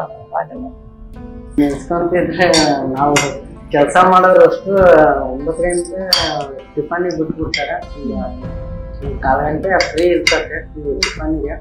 ಅವಾಗ ಅಷ್ಟು ಒಂದ್ ಕಡೆ ಸೇರ್ಕೊಂಡಿರ್ತೀವಿ. ಕೆಲವರು ದೂರ ಇದ್ದಾರು ಅಲ್ಲೆಲ್ಲೇ ಮಾಡ್ಕೊಂತೀವಿ. ಹತ್ರ ಒಂದ್ ಗ್ಯಾಂಗ್ ಬರ್ತಂತ ಬಿಟ್ಟಾಗ ಈ ತರ ಹೋಗಿ ಇಲ್ಲ ಏನಂತ ಕುಟುಂಬದ ತರ ನಾವು ಟಿಫನ್ ಮಾಡಕ್ ಬಂದಿವಲ್ಲ. ಇಲ್ಲ ಅದು ಹಂಗೆ ಆಗುತ್ತಿಲ್ಲ. ಜೊತೆ ಕೆಲಸ ಮಾಡ್ತಿರ್ತಿರಲ್ಲ, 5 ತಾಸು 6 ತಾಸು 8 ತಾಸು, ಅದು ಒಂದ್ ಫ್ಯಾಮಿಲಿ ಅಂದ್ರೆ ಇದು ಒಂದ್ ಫ್ಯಾಮಿಲಿ. ಕಷ್ಟ ಸುಖ ಹೆಂಗ್ ಹಂಚ್ಕೊಂತೀವಿ? ಏನಾರ ಒಬ್ರಿಗೊಬ್ರು ಸಹಾಯ ಮಾಡ್ತೀರಾ? ಮಾಡ್ಕೊಳ್ತೀವಿ. ಯಾವ ಯಾವ್ದಾರ ಅಂತದಾಗಿದ್ರೆ ಹೇಳಿ ನೋಡೋದು. ಇಲ್ಲ ಮೊನ್ನೆ ಮಗಳಿಗೆ ಆರಾಮಿಲ್ಲ ಅಂತ ನಮ್ ಜೊತೆ ಇರೋಕೆ ಆರಾಮಿಲ್ಲ ಅಂದ್ರೆ ಪೇಮೆಂಟ್ ಬಿಡಿಸಿ ಫಸ್ಟ್ ನಿನ್ ಮಗಳಿಗೆ ತೋರಿಸ್ತು, ಆಮೇಲೆ ನನ್ ಮಗು ನೋಡ್ತಾನ. ಯಾರಂದ್ರು? ನಾನ್ ಕೊಟ್ಟ್ಯಾ? ನೀನ್ ನಿನ್ನ ಜೊತೆ ಇರೋರಿಗೆ ದುಡ್ಡು ಕೊಟ್ರ? ಎಷ್ಟ್ ದುಡ್ಡು ಕೊಟ್ಟಿದ್ರಿ? 30,000 ಸಂಬಳ ಬಂದಿತ್ತಮ್ಮ. 20,000 ರೂಪಾಯಿ ಬಹಳ ಎಮರ್ಜೆನ್ಸಿ ಟೈಮ್ ಮಗು ದುಡಿಯೋದ್ ಕಷ್ಟ ಅಂತಂದ್ರ ಅದಕ್ಕೆ ಬೇಡ ನೀನ್ ದುಡ್ಡಿಂಗಿರಿ ಫಸ್ಟ್ ಮಗಳಿಗೆ ತೋರಿಸ್ತು, ನಿನ್ ಮಗು ಬೇಡ ನನ್ ಜೊತೆ. ಎಷ್ಟ್ ಚೆನ್ನಾಗ್ ಮಾಡಿಯ ನೋಡು.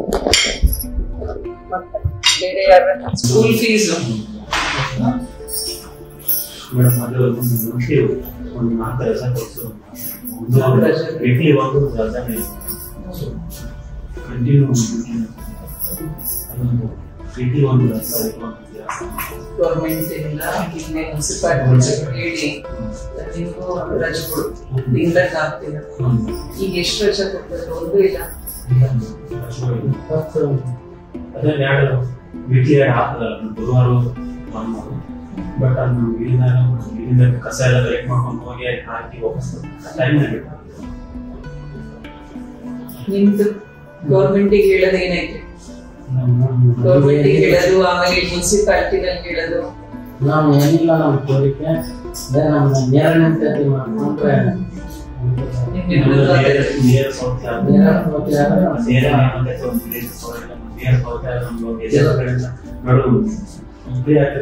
ಕೆಲವರು ಹಳ್ಳಿಗೆ ಬರ್ತಿದ್ವಿ, ಕೆಲವರು ಇಲ್ಲೇ ಇಲ್ಲಿದ್ದ ಬರ್ತಿದ್ವಿ. ಸ್ವಲ್ಪ ಕೆಲ್ಲರಿದ್ದ ಬಿಸ್ತು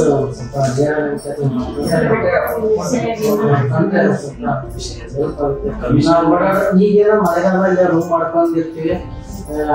ಅವ್ ಕೊಡೋ ಪೇಮೆಂಟ್ ನಮ್ಗೆ ಸಾಲ. ಈಗ ನಾವು ಊರಿಂದ ಅಡ್ಡಾಡಿದ್ರೆ ಅದಕ್ಕೂ ಗಾಡಿ ತಗೊಂಡ್ರೆ ಪೆಟ್ರೋಲ್ ಉಳ್ಸಕ್ಕಂತ ಹೋದ್ರು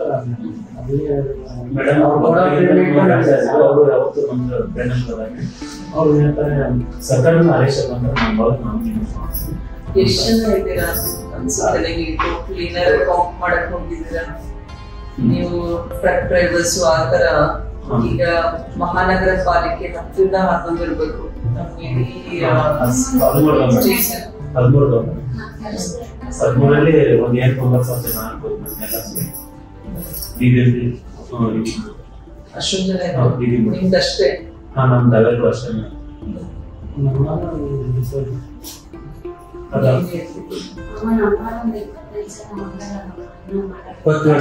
ಪರ್ಮನೆಂಟಿಗೆ 27 ಜನ ಇದ್ದೀವಿ ಮೇಡಮ್ ನಾವು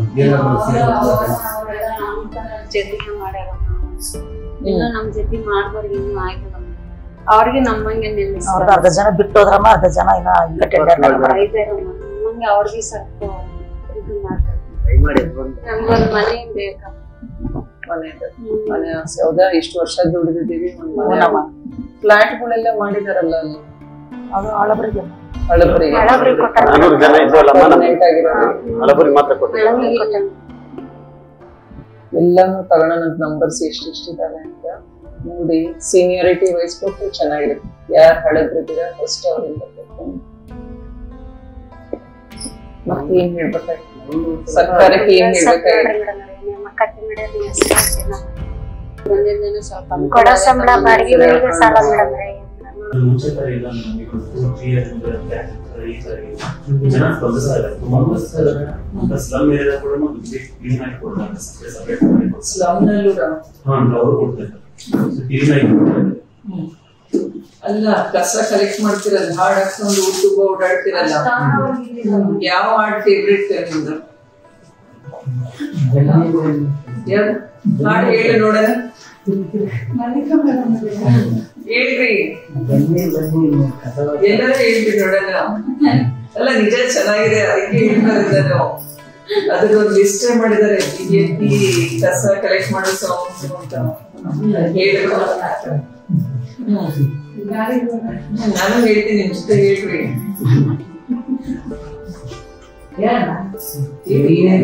ಕಸವ ತನ್ನಿ, ಒಣ ಕಸ ಬೇರೆ, ಹಸಿ ಕಸ ಬೇರೆ, ಬಯಾಟ್ ಆಗ್ತದಲ್ವಾ ದಿನ ಹಾಕೊಂಡದ್ರಲ್ಲಿ. ಆಮೇಲೆ ಇನ್ನೊಂದೇ ಅದೇ ಇದೆಲ್ಲ ದುನಿಯಾ ಸಾಂಗ್ ಇರೋದು ಜಾಸ್ತಿ ಜಾಸ್ತಿ ಬನ್ನಿ ಬನ್ನಿ ಜಾಸ್ತಿನಾ. ಈಗ ಸ್ಟೂಡೆಂಟ್ಸ್ ಎಲ್ಲ ಇರ್ತಾರಲ್ಲ, ಕಾಲೇಜ್ ಸ್ಟೂಡೆಂಟ್ಸ್, ದಾವಣಗೆರೆಗೆ ಎಷ್ಟೊಂದು ಸ್ಕೂಲ್ಗಳೆಲ್ಲ, ಕಾಲೇಜಸ್ ಇದಾವೆ, ಹಾಸ್ಟೆಲ್ಗಳು, ಆಮೇಲೆ PG ಆಗಿರ್ತಾರೆ, ಎಷ್ಟೋ ಮನೆಗಳಿಗೆ. ಅವ್ರಿಗೂ ಬಂದು ಕಸ ಅವರು ಸಪ್ರೇಟ್ ಆಗಿ ಟ್ರೈನರ್ ಅಲ್ಲ, ಹಾಸ್ಟೆಲ್ ಅಲ್ಲ, ಸ್ಟೂಡೆಂಟ್ಸ್ ಈ ತರ ಬಾಡಿಗೆ ಮನೆಗಳಿಗೆ ಇರ್ತಾರಲ್ಲ, ಅವರು ಸಜೆಷನ್ ಮಾಡ್ಕೊಡ್ತಾರೆ. ಭಾನುವಾರ ದಿವಸ ಅವ್ರದೇ ಜಾಸ್ತಿ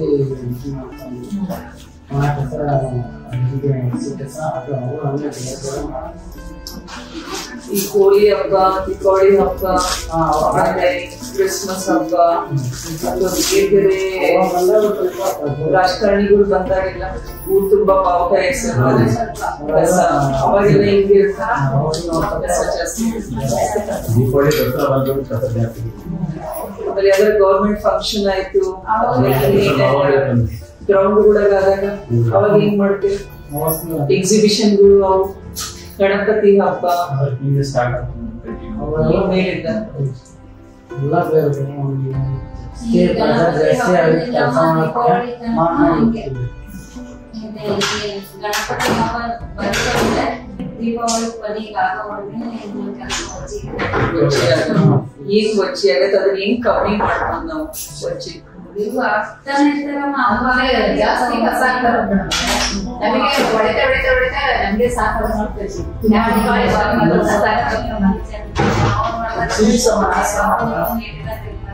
ಅವ್ರಿಗೆ ಏನಾಗ ಮಾತ್ರ ಕೆಲವು ಬೈತಾರ ನೋಡ್ಕೊಂಡು ಹೋಗಿಲ್ಲ ಅಂತಂದ್ರೆ, ಕೆಲವು ಇದು ದೂರ ಮಾತ್ರ ಹೇಳ್ತಾರೆ. ಸ್ವಲ್ಪ ಇನ್ನೊಂದು ಸ್ವಲ್ಪ ಜನ ತಗೊಂಡ್ರೆ ಆಲ್ಮೋಸ್ಟ್ ಕಮ್ಮಿ ಮಾಡಿ ಕಮ್ಮಿ ಇದ್ದಾರ ಕೆಲವು ಜನ ಜಾಸ್ತಿ ಮಾಡಿ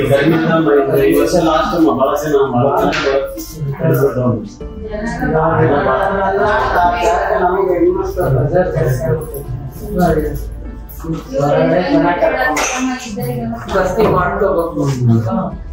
ರಜೆಗಳು ಸಿಗ್ತಾವ ಅವಾಗ ಭರ್ತಿ ಮಾಡ್ಕೊಳ್ತಾರೆ, ಅದನ್ನ ನೋಡ್ಕೊಂಡು ಮಾಡಿದ್ರೆ.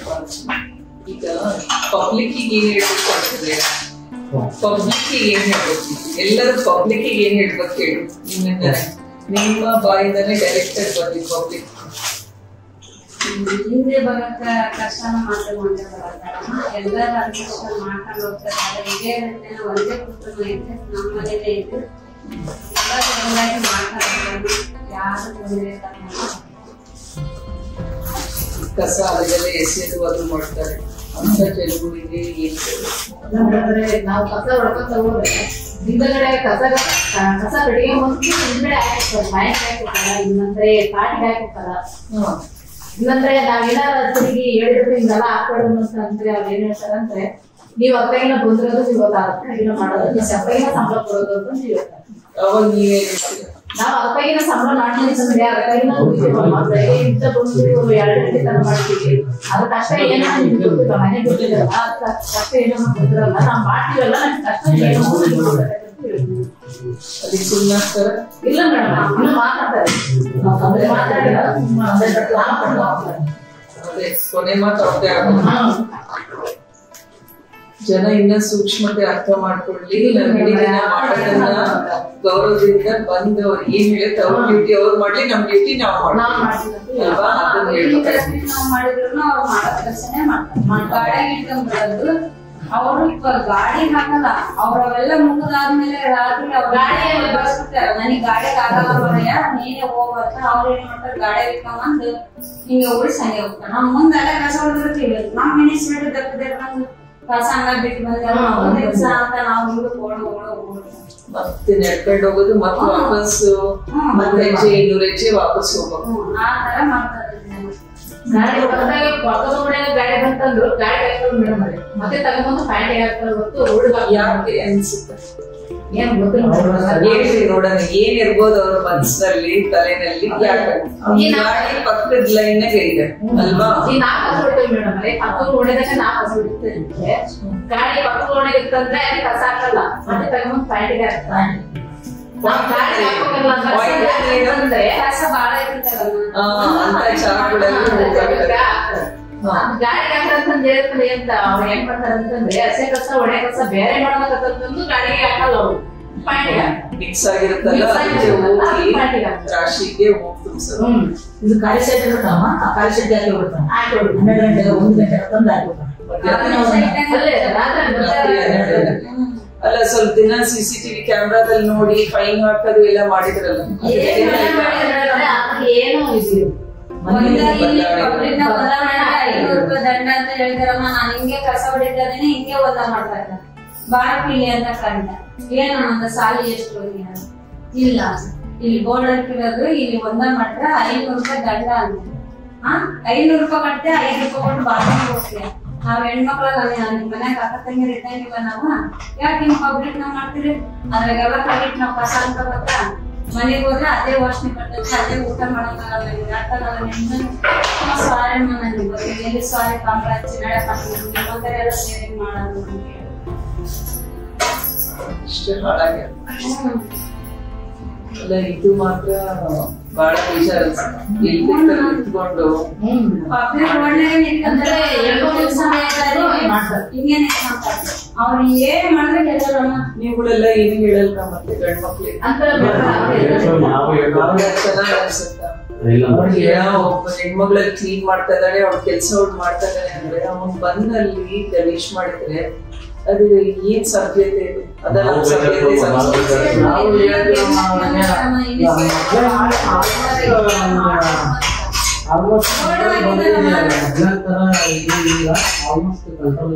ಬೋರ್ಡ್ ಬರ್ದ ಹಾಕಿದಾರೆ ಹಾಕಿಸ್ರಿ. ಕಮ್ಮ ತೋಡ್ಲ ಅಂತ ಬಾಳ ಹೊಲಸ್ ಚೆನ್ನಾಗಿ ಆಟೋ ಸ್ಟ್ಯಾಂಡ್ ಬೋರ್ಡ್ ಎಲ್ಲ ಇಟ್ಟು ಪೂಜೆ ಮಾಡಿದ್ವಮ್ಮ ನಾವು. ಅಲ್ಲಿ ಕಸ ಹಾಕ್ಬಾರ್ದು, ಇಲ್ಲಿ ದೇವಸ್ಥಾನ ಐತಿ ಕಸ ಹಾಕ್ಬಾರ್ದು ಅಂತ ನಮ್ ಮಿನಿಸ್ಟರ್ ಅವರೆಲ್ಲ ಹಿಂಗ್ ಎದುರಿಸಿ ಅಲ್ಲಿ ಇರೋ ಫೋಟೋ ಎಲ್ಲ ತಂದು ಗಿಡಕ್ಕೆ ಇಟ್ಟು ಹೂವು ಹಾಕಿ ಕುಂಕುಮ ಬಣ್ಣ ಎಲ್ಲ ಹಚ್ಚಿದ್ರು. ತಿರುಗಿ ಬೆಳಿಗ್ಗೆ ನೋಡಿದ್ರೆ ಅದೇ ನಮಸ್ಕಾರ ಮಾಡಿ ಕಸ ತಿಳ್ಕೊಂಡಿವ್. ಅವ್ರೇನ್ ಎದ್ರಲ್ಲ, ನೈಟ್ ಕಸ ಎದ್ರಲ್ಲ, ಯಾವಾಗ ಬೇಕಾದ್ರೂ ಹಾಕ್ತಾರ. ಈಗ ಬೆಳಿಗ್ಗೆ 4 ಗಂಟೆಗೆ ಓಡಾಡ್ತಿರಲ್ಲ, ಯಾವಾಗ್ಲೂ ಏನೋ ಅನಾಹುತ ಏನಾದಿಲ್ಲ, ಯಾರ ಬಂದು ಅಲ್ಲ 4 ಗಂಟೆ ಯಾರ್ಯಾರು ಇರೋದಿಲ್ಲ, ನಾಯಿಗಳು ಆ ಟೈಮ್ನಾಗೆ ಒಬ್ರೇ ಓಡಾಡ್ಕೊಂಡು ಹೆದರಿಕೆ ಆಗಲ್ಲ, ಟೀಮ್ ಇರುತ್ತ, ಯೂನಿಫಾರ್ಮ್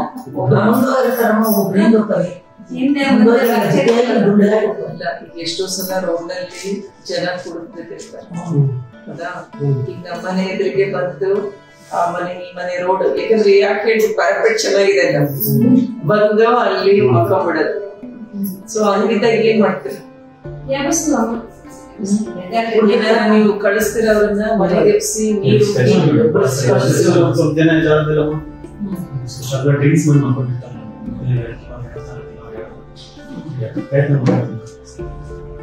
ಅಲ್ಲ ಏನಾರ ಒಂದು ಇನ್ಸಿಡೆಂಟ್ ಆಗಿರೋದಿದ್ರೆ ನೆನ್ಸ್ಕೊಂಡು 30 ವರ್ಷ ಕೆಲಸ ಮಾಡಿದ. ಈಗ ನಾನು 1 ವರ್ಷದಾಗೆ ಹೇಳಿದೆ ಈ ಹುಡುಗಿ ಬಂದ್ ಹಿಂಗ್ ಹತ್ಲು ಅಂತ, ಹೌದಾ? ನೆನ್ಸ್ಕೊಂಡು ನಿಮಗೂ ಆಗಿರ್ತಾರೆ, ಯಾವಾರ ನೋಡಿರ್ತೀರಾ ಇಂತ ಇಲ್ದ್ರೆ ಯಾರೋ ಒಬ್ರು ದಾರಿಯಲ್ಲಿ ಹೋಗ್ತಾ ಅವ್ರ ಚೈನ್ ಅಥವಾ ಏನಾದ್ರು ಉಂಗ್ರ, ಬಂಗಾರದ ಸಾಮಾನು ಅಥವಾ ದುಡ್ಡು ಏನಾದ್ರು ಬೀಳ್ಸ್ಕೊಂಡು ಹೋಗಿರ್ತಾರೆ, ಅದನ್ನ ಹೋಗಿ ಪೊಲೀಸ್ ಸ್ಟೇಷನ್ ಕೊಟ್ಟಂಗೆ ಅಂತವ್ ಇದರ ಆಗಿದಾವ ಅಂತವ್ ಏನು ಬಂದಿಲ್ಲ. ಇಡೀ ದಾವಣಗೆರೆಯಲ್ಲಿ ಎಲ್ಲೂ ಆಗಿಲ್ಲ ಈ ತರ. ಅಲ್ಲ ಎಷ್ಟೋ ಸಲ ಈಗ ದಾರಿ ಹೋಗ್ತಾರ ಮಕ್ಳು ಕಳ್ಕೊಂಡಿರ್ತಾರೆ, ಚೀನು ಗೋಲ್ಡ್ ಚೀನು ಎಲ್ಲ ಉದ್ರೋಗಿರುತ್ತೆ, ಮನೆಗ್ ಬಂದಾಗ ಗೊತ್ತಾಗತ್ತೆ ಕಳ್ಕೊಂಡಿರಿ ಅಂತ. ಸೊ ನಿಮಗೆ ಯಾವಾಗೂ ಆತರ ಸಿಕ್ಕಿರೋದು ಕೈಗೆ ಬಂದು ಅದನ್ನ ಕೊಟ್ಟ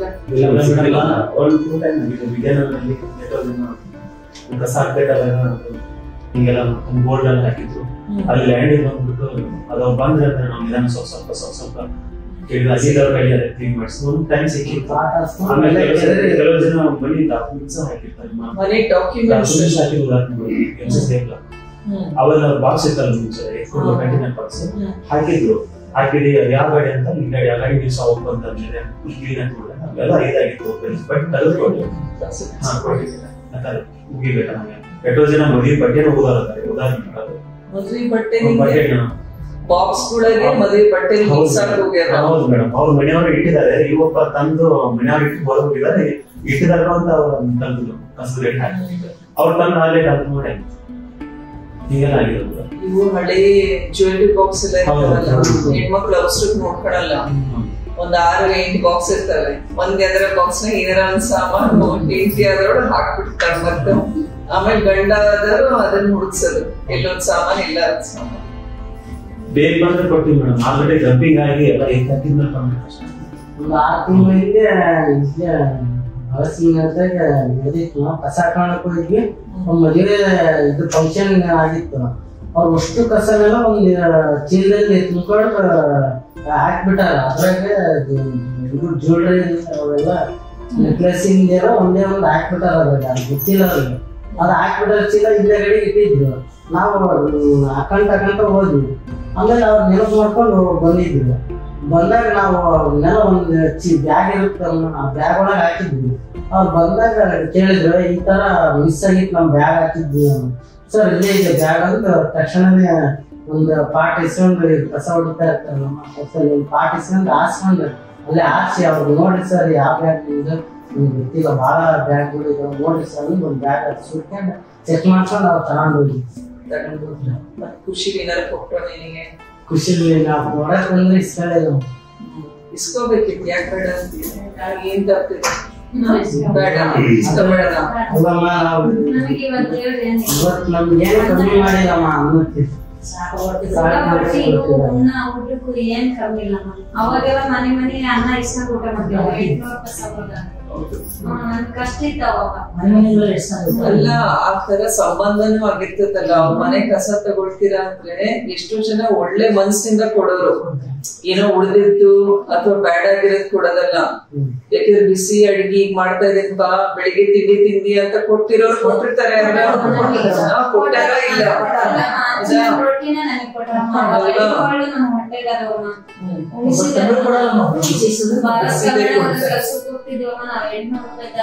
ನಾವೆಲ್ಲರೂ ಗುಂಪಾಗಿ ಒಂದ್ ಅಂತೇಳಿ ಕುಂತು ಗ್ಯಾಂಗ್ ಬಂದಿದ್ರಲ್ಲಮ್ಮ ಅವ್ ಇಸ್ಕೊಂಡು ಊಟ ಇದಾರಲ್ವಾ, ಎಲ್ಲಾ ತರ ಜನನು ಇದಾರೆ. ಸೊ ಒಂದ್ 100 ಕಡೆ ಬೇಸರ ಆಯ್ತು ಅಂದ್ರೆ ಒಂದ್ 2 ಕಡೆ ಇಂತ ಒಳ್ಳೆ ಚೆನ್ನಾಗಿ ಬಿಟ್ರೆ ಅದೇ ಸಂತೃಪ್ತಿ ಆಗುತ್ತೆ. ಎಲ್ಲ ಮರ್ತು ಹೋಗ್ಬಿಡ್ತೀವಲ್ಲ, ಅದು ಚೆನ್ನಾಗ್ ಅನ್ಸುತ್ತೆ. ಈಗ ನಾನ್ ನಮ್ಮ ಅಮ್ಮರ ಮನೆಗೂ ಹೋಗಿರ್ತೀನಲ್ಲ, ಅಲ್ಲಿ ಹಂಗೆ ಮಾಡ್ತಾರೆ. ಏನಾರ ಉಳಿದಿದ್ರೆ ಬೆಳಿಗ್ಗೆ ಹಿಂಗ್ ಬರ್ತಾರೆ, ಕೊಡ್ಬೇಕು ನಾನು. ಸೊ ಇರ್ತಾರಂತ ಚೆನ್ನಾಗಿ. ಮತ್ತೆ ಏನಾರ ಹೇಳ್ಬೇಕ್ರ ನಿಮ್ ಕಡೆ ಎಲ್ಲ ರಿಟೈರ್ ಆಗ್ತಾ ಇದ್ದೀರಾ, ಅವ್ರ ಪರವಾಗಿ ಏನ್ ಮಾತಾಡ್ತೀರಿ ಹೇಳ್ರಿ ನೋಡೋಣ. ಇಷ್ಟು ವರ್ಷ ಎಲ್ಲರ ಸಮಸ್ಯೆ ನೋಡಿರ ಅಲ್ವಾ? ಈಗ ಸ್ವೀಪರ್ಸ್ ಈ ಸಮಸ್ಯೆ ಐತಿ, ಚರಂಡಿ ಕ್ಲೀನ್ ಮಾಡೋದು ಈ ಸಮಸ್ಯೆ, ಇವ್ರದಂತೂ ದೊಡ್ಡ ಸಮಸ್ಯೆ. ಪಾಪ ಅವ್ರದ್ದು 15 ವರ್ಷ ಆದ್ರೂ ಪರ್ಮನೆಂಟ್ ತಗೊಳಂಗಿಲ್ಲ, ಟೆಂಡರ್ ಬೇಸಿಸ್ ಮೇಲೆ ಇದ್ದಾರೆ. ಹಂಗ ಎಲ್ಲಾರ ಪರವಾಗಿನೂ ಏನ್ ಹೇಳ್ತೀವಿ? ನಾವು ಬಹಳ ಕಷ್ಟಪಟ್ಟಿದ್ದೇವೆ ಇದ್ದು ಪ್ರಸಂಗದಲ್ಲಿ. ಈಗ ಫೆಸಿಲಿಟಿ ಮೊದಲಿದ್ದಿಲ್ಲ, ಮೊದಲು ಪುಟ್ಟೆಲ್ಲ ತುಂಬಿಕೊಂಡು ಹೋಗ್ತು, ನಾವು ನೋಡ್ ಮಾಡ್ಬೇಕು, ನಾವು ನೋಡ್ ಮಾಡ್ಕೋಬೇಕಮ್ಮ. ಅವ್ರಲ್ಲಿ ಕೂಡ ಇಸ್ಕೊಂಡು ಊಟ ಮಾಡ್ಬೇಕು. ಇದ್ರ ಪ್ರಸಂಗದಲ್ಲಿ ಬಹಳ ಕಷ್ಟ ಆಯ್ತಮ್ಮ. ಈಗ ಸ್ವಲ್ಪ ಮೇಡಮ್ ಅಂತ ಬಂದಾಗಿಂದ ಕಮೆಂಟ್ ಆದಾಗಿಂದ ಸ್ವಲ್ಪ ಚೆನ್ನಾಗಿದೆ, ಕರೆಕ್ಟಾಗಿ ಸಂಬಳ ಆಗ್ತದೆ. ಮಾಸ್ಕ್, ಬ್ಲೌಸ್, ಶೂಸ್, ಡ್ರೆಸ್ ಎಲ್ಲವೂ ಕೊಡ್ತಾರೆ. ಪ್ರತಿಯೊಬ್ಬರಿಗೆ ನಾವು ಮೊದಲು ಪರ್ಮಿಟ್ ಆಗಿದ್ರೆ ನಮ್ಗೆ ಡ್ರೆಸ್ ಕೊಡ್ತಿದ್ದಿಲ್ಲ, ಯೂನಿಫಾರ್ಮ್ ಕೊಡ್ತಿದ್ದಿಲ್ಲ. ಪರ್ಮಿಟ್ ಇಲ್ಲ ನಿಮಗೆ ಅಂತೇಳಿ ಈ ಮೇಡಮ್ ಪ್ರತಿಯೊಬ್ಬರಿಗೆ ಯೂನಿಫಾರ್ಮ್ ಕೊಟ್ಟಿದ್ದಾರೆ. ನಮಗೆ ಸಂತೋಷ. ಅದೇ ರೀತಿ ಮಾಡಿ ನಮಗೆ ಡ್ರೆಸ್ಸೇ ಕೊಡ್ತಿದ್ದಿಲ್ಲ ಪರ್ಮಿಟ್ ಅಷ್ಟೇ ಡ್ರೆಸ್ ಕೊಡ್ತಿದ್ದ ಡ್ರೆಸ್ಸೇ ಇಲ್ಲ. ಎಲ್ಲರಿಗೆ ಪ್ರತಿಯೊಬ್ಬರಿಗೆ ಡ್ರೆಸ್ ಕೊಡ್ತಾರೆ. ಪರ್ಮನೆಂಟ್ ಆದರೂ ಟೆಂಡರ್ ಏನಾರ ವ್ಯತ್ಯಾಸ ಇರುತ್ತಾ? ನೀವು ಅಷ್ಟೇ ತಾಸು ಮಾಡ್ಬೇಕು, ಅವರು ಅಷ್ಟೇ ತಾಸು ಮಾಡ್ಬೇಕು. ಸಂಬಳದಾಗ ವ್ಯತ್ಯಾಸ, ಬೇರೆ ಬೆನಿಫಿಟ್ಸ್ ವ್ಯತ್ಯಾಸ. ನೌಕರದಾರ ಅಂತೇಳಿ ಗುರುತಿಸ್ತಾರೆ ಎಲ್ಲ.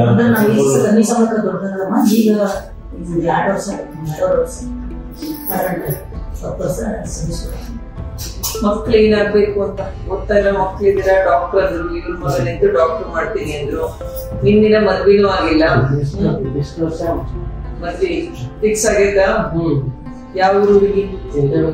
ಸಂತೆಬೆನ್ನೂರ. ನಿನ್ನೆ ಅಲ್ಲೇ ಹೋಗಿದ್ದೆ ನಾನು, ಸಂತೆಬೆನ್ನೂರಿಗೆ. ಅಕ್ಕರ ಮದುವೆ ಮಾಡ್ತಾ ಇದೀನಿ. ಶಾಗ್ಲಿನ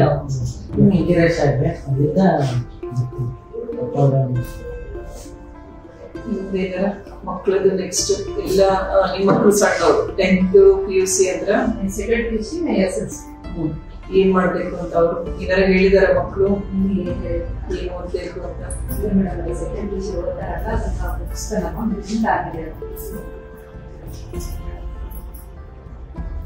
ಮೊಮ್ಮಕ್ಳಿಗೆ ಏನ್ ದುಡ್ಡು ಕೊಡಿಟ್ಟಿರ?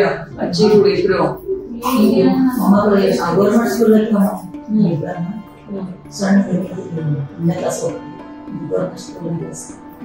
ಈಗ ಏನಾರ ಫಂಕ್ಷನ್ ಬಂದ್ರೆ, ಫಂಕ್ಷನ್ ದೊಡ್ಡ ಫಂಕ್ಷನ್ ಅಂತ ಏನ್ ಮಾಡಿರ ಮನೆಗೆ? ಮದ್ವಿ ಹೆಂಗ್ ಮಾಡಿರಿ? ಸಾಲ ಮಾಡಿರ? ಎಷ್ಟು ಖರ್ಚು ಮಾಡಿದ್ರಿ ಮದ್ವಿ? 1,50,000 ಲಕ್ಷ. ಮತ್ತೀಗ ಹೇಳ್ಬೇಕ ಎಲ್ಲ ಹೆಣ್ಮಕ್ಳು ಪರವಾಗಿ ಮಾತಾಡ್ಬೇಕು ಅಂದ್ರೆ, ಈಗ ಹೆಣ್ಮಕ್ಳು ಪರವಾಗಿ ಯಾಕೆ ಹೇಳ್ತೀನಿ ಅಂದ್ರೆ, ಹೆಣ್ಮಕ್ಳದೇ ಕೆಲವು ಸಮಸ್ಯೆಗಳಿವೆ, ಹೌದಾ? ಸೊ ಈ ರೀತಿ ನಾವ್ ಕೆಲಸ ಮಾಡುವಾಗ ನಮಗೆ ಹೆಣ್ಮಕ್ಳಿಗೆ ಈ ತರ ನೀವು ಅನುಕೂಲ ಮಾಡ್ಕೊಟ್ರೆ ಇನ್ನ ಚೆನ್ನಾಗುತ್ತೆ. ಈಗ ಒಂದ್ ಒಳ್ಳೆ ಪಾಯಿಂಟ್ ಹೇಳಿದ್ರು, ಗಂಡ್ ಮಕ್ಳು ಎಲ್ ಬೇಕಲ್ಲಿ ಗಲೀಜ್ ಮಾಡ್ತಾ ಇರ್ತಾರೆ, ಆತರ ಮಾಡೋದ್ ಸರಿ ಅನ್ಸಲ್ಲ ಅಲ್ವಾ? ಅದೊಂದು ಬಹಳ ಒಳ್ಳೆ ಪಾಯಿಂಟ್ ಹೇಳಿದ್ರು. ಅದ್ ನನ್ ಮನ್ಸಿನಾಗೂ ಬಂದಿರ್ಲಿಲ್ಲ, ಕೇಳ್ಬೇಕು ಅಂತ, ಮಾತಾಡುವಾಗ ಹೆಂಗೆ ಅಂತ.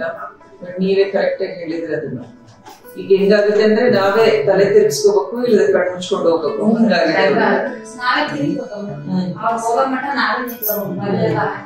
ದೊಡ್ಡ ಕೆಲಸ ಮಾಡ್ತಾ ಇದ್ದಾರೆ. ನಮ್ಮ ಅವಸರ ನಮಗೆ ಕೆಲಸ ಆಗಿಲ್ಲ ಅಂತ ನಮ್ಮ ಅವಸರ ನಮಗೆ ಅವ್ರ ನೋಡ್ಕೊಂಡು ತಿರುಗಿದ್ರು ಮತ್ತೆ ಅವ್ರಿಗೆ ನೀವು ಬೇರೆ ಏನಾರ ಹೇಳಕ್ ಇಷ್ಟಪಡ್ತಾ? ಇಷ್ಟೊತ್ತು ಮಾತಾಡೋದು ಅಂದ್ರೆ ನಗ ಪಡಿಗೆ ಸೇರಿಸ್ಬೇಕಾದ್ರೆ ಈಗ ಕೊಡಸ್ನಾಗ ಮನೆ ಕೊಡಸ್ನಾಗ ಅಲ್ಲಿಂದ ಬರ್ತಾಗ ನಮಗೇನು ಕೈಗಳು ಏನಿದೆ ಯಾರ ಕೈ ಗಾಡಿಗೆ ಕೈಯನ್ನು ಬರ್ಬೇಕು ಒಂದು ಅಂದ್ರೆ ಬಾಡಿಗೆ ಆಟ ಮಾಡ್ಕೋಬೇಕು. ಅದು ಬೇರೆ ವಾತಾಗ 2 ಸತಿ ನೀರು ಬಿಡ್ತಿದ್ರು ಮೇಡಮ್. ಈಗ ಬಿಲ್ಡಿಂಗ್ ಆಗಿರೋದ್ಕಿಂತ ವಾರ 2 ಸತಿ ನೀರು ಬಿಡೋದ ನಾವು ಫೋನ್ ಮಾಡಿದ್ದಾರೆ. ನಮಗೆ ವಾರ 2 ಸತಿ ನೀರು ಬಿಡೋದ ಫೋನ್ ಮಾಡ್ತೀವಿ. ಅವಾಗ ಒಂದ್ ಸ್ವಲ್ಪ ಟೈಮ್ ಈಗ ನಾವು ಬೆಳಗ್ಗೆ ಕೆಲಸಕ್ಕೆ ಬರ್ತೀವಿ ಮೇಡಮ್, ಮನೆಗೆ ಯಾರು ಇರಲ್ಲ, ಹುಡುಗರು ಸ್ಕೂಲ್ಗೆ ಹೋಗ್ತಾರೆ. ಅದನ್ನ ಆ ಮಟ್ಟಿ ಅಂತಂದ್ರೆ ಮ್ಯಾಲೆ ನೀರೇ ಇರ್ತದೆ. ಈ ಮಿಡಲ್ ನಲ್ಲಿ ನೀರು ಅಂತಂದ್ರೆ ಮತ್ತೆ ಮೋಡಕ್ಕೆ ಹೋಗ್ಬಿಟ್ಟು ನಾವು ಎಸಿಬೇಕು, ಇಲ್ಲ ಪೈಪ್ ಹಚ್ಚಿ ಬಿಡ್ಬೇಕು. ಅದು ಒಂದು ಸಮಸ್ಯೆ. ಸರಿ, ಅಲ್ಲ ಈಗ ಬಸ್ಗಳು ಎಲ್ಲ ಬರಲ್ಲ, ಬಸ್ ಇಲ್ಲ. ಎಷ್ಟು ದೂರ ಆಗುತ್ತೆ? ಗುದಾಳ್ ಕ್ವಾರ್ಟರ್ಸ್. ನಿಮ್ದು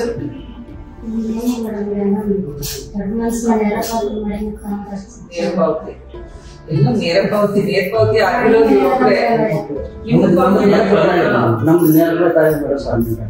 ಆಗಿಲ್ಲ. ಹುಡುಗಿದವರು ಎಲ್ಲ ಸೇರಿ 27 ಜನ ದಯಮಾಡಿ ಏನಾರ ಹೇಳ್ಬೇಕು. ನೀವಿಬ್ರು ಕರೆಕ್ಟ್ ಆಗಿ ಹೇಳಿದ್ರಿ, ಎಲ್ಲಾದ್ರು ನಿಮ್ಗೆ ಹೇಳಿದ್ರಿ. ಮನೆ ಒಂದು ಈಗ ಫ್ಲಾಟ್ ಮಾಡಿದಾರಲ್ಲ, ಎಷ್ಟು ಕುಟುಂಬ ಇದಾವಲ್ಲಿ? 400 ಮನೆಗಳಿದಾವ. 400. ಮತ್ತೆ ಯಾರ್ಯಾರಿಗೆ ಹೋಗಿದಾರೆ? 400 ಮನೆಗಳು. 400 ಮನೆಗಳು ಕೊಟ್ಟಿದ್ದಾರೆ. ಇನ್ನೂ 5 ಅಲ್ಲಿ ಇದಾವಮ್ಮ, ಅದು ಇದಕ್ಕೆ ಅಪ್ಲಿಕೇಶನ್ ಹಾಕಿದಾವಮ್ಮ, ಅವ್ರಿಗೆ ಕೊಡಬೇಕು. ಅವೆಲ್ಲ ಪರ್ಮನೆಂಟ್ ಆಗಿರೋದು ಕಷ್ಟ. ಹಳೆ ಮನೆಯೆಲ್ಲ ಇರ್ಲಿ, ಇಲ್ಲ ನೀವೇ ಬಾಡಿಗೆ ಕಟ್ಕೊಂಡಿರ್ಬೇಕು. ನಿಮ್ದೆಲ್ಲ ಕ್ವಾರ್ಟರ್ಸ್. ನಿಮ್ದು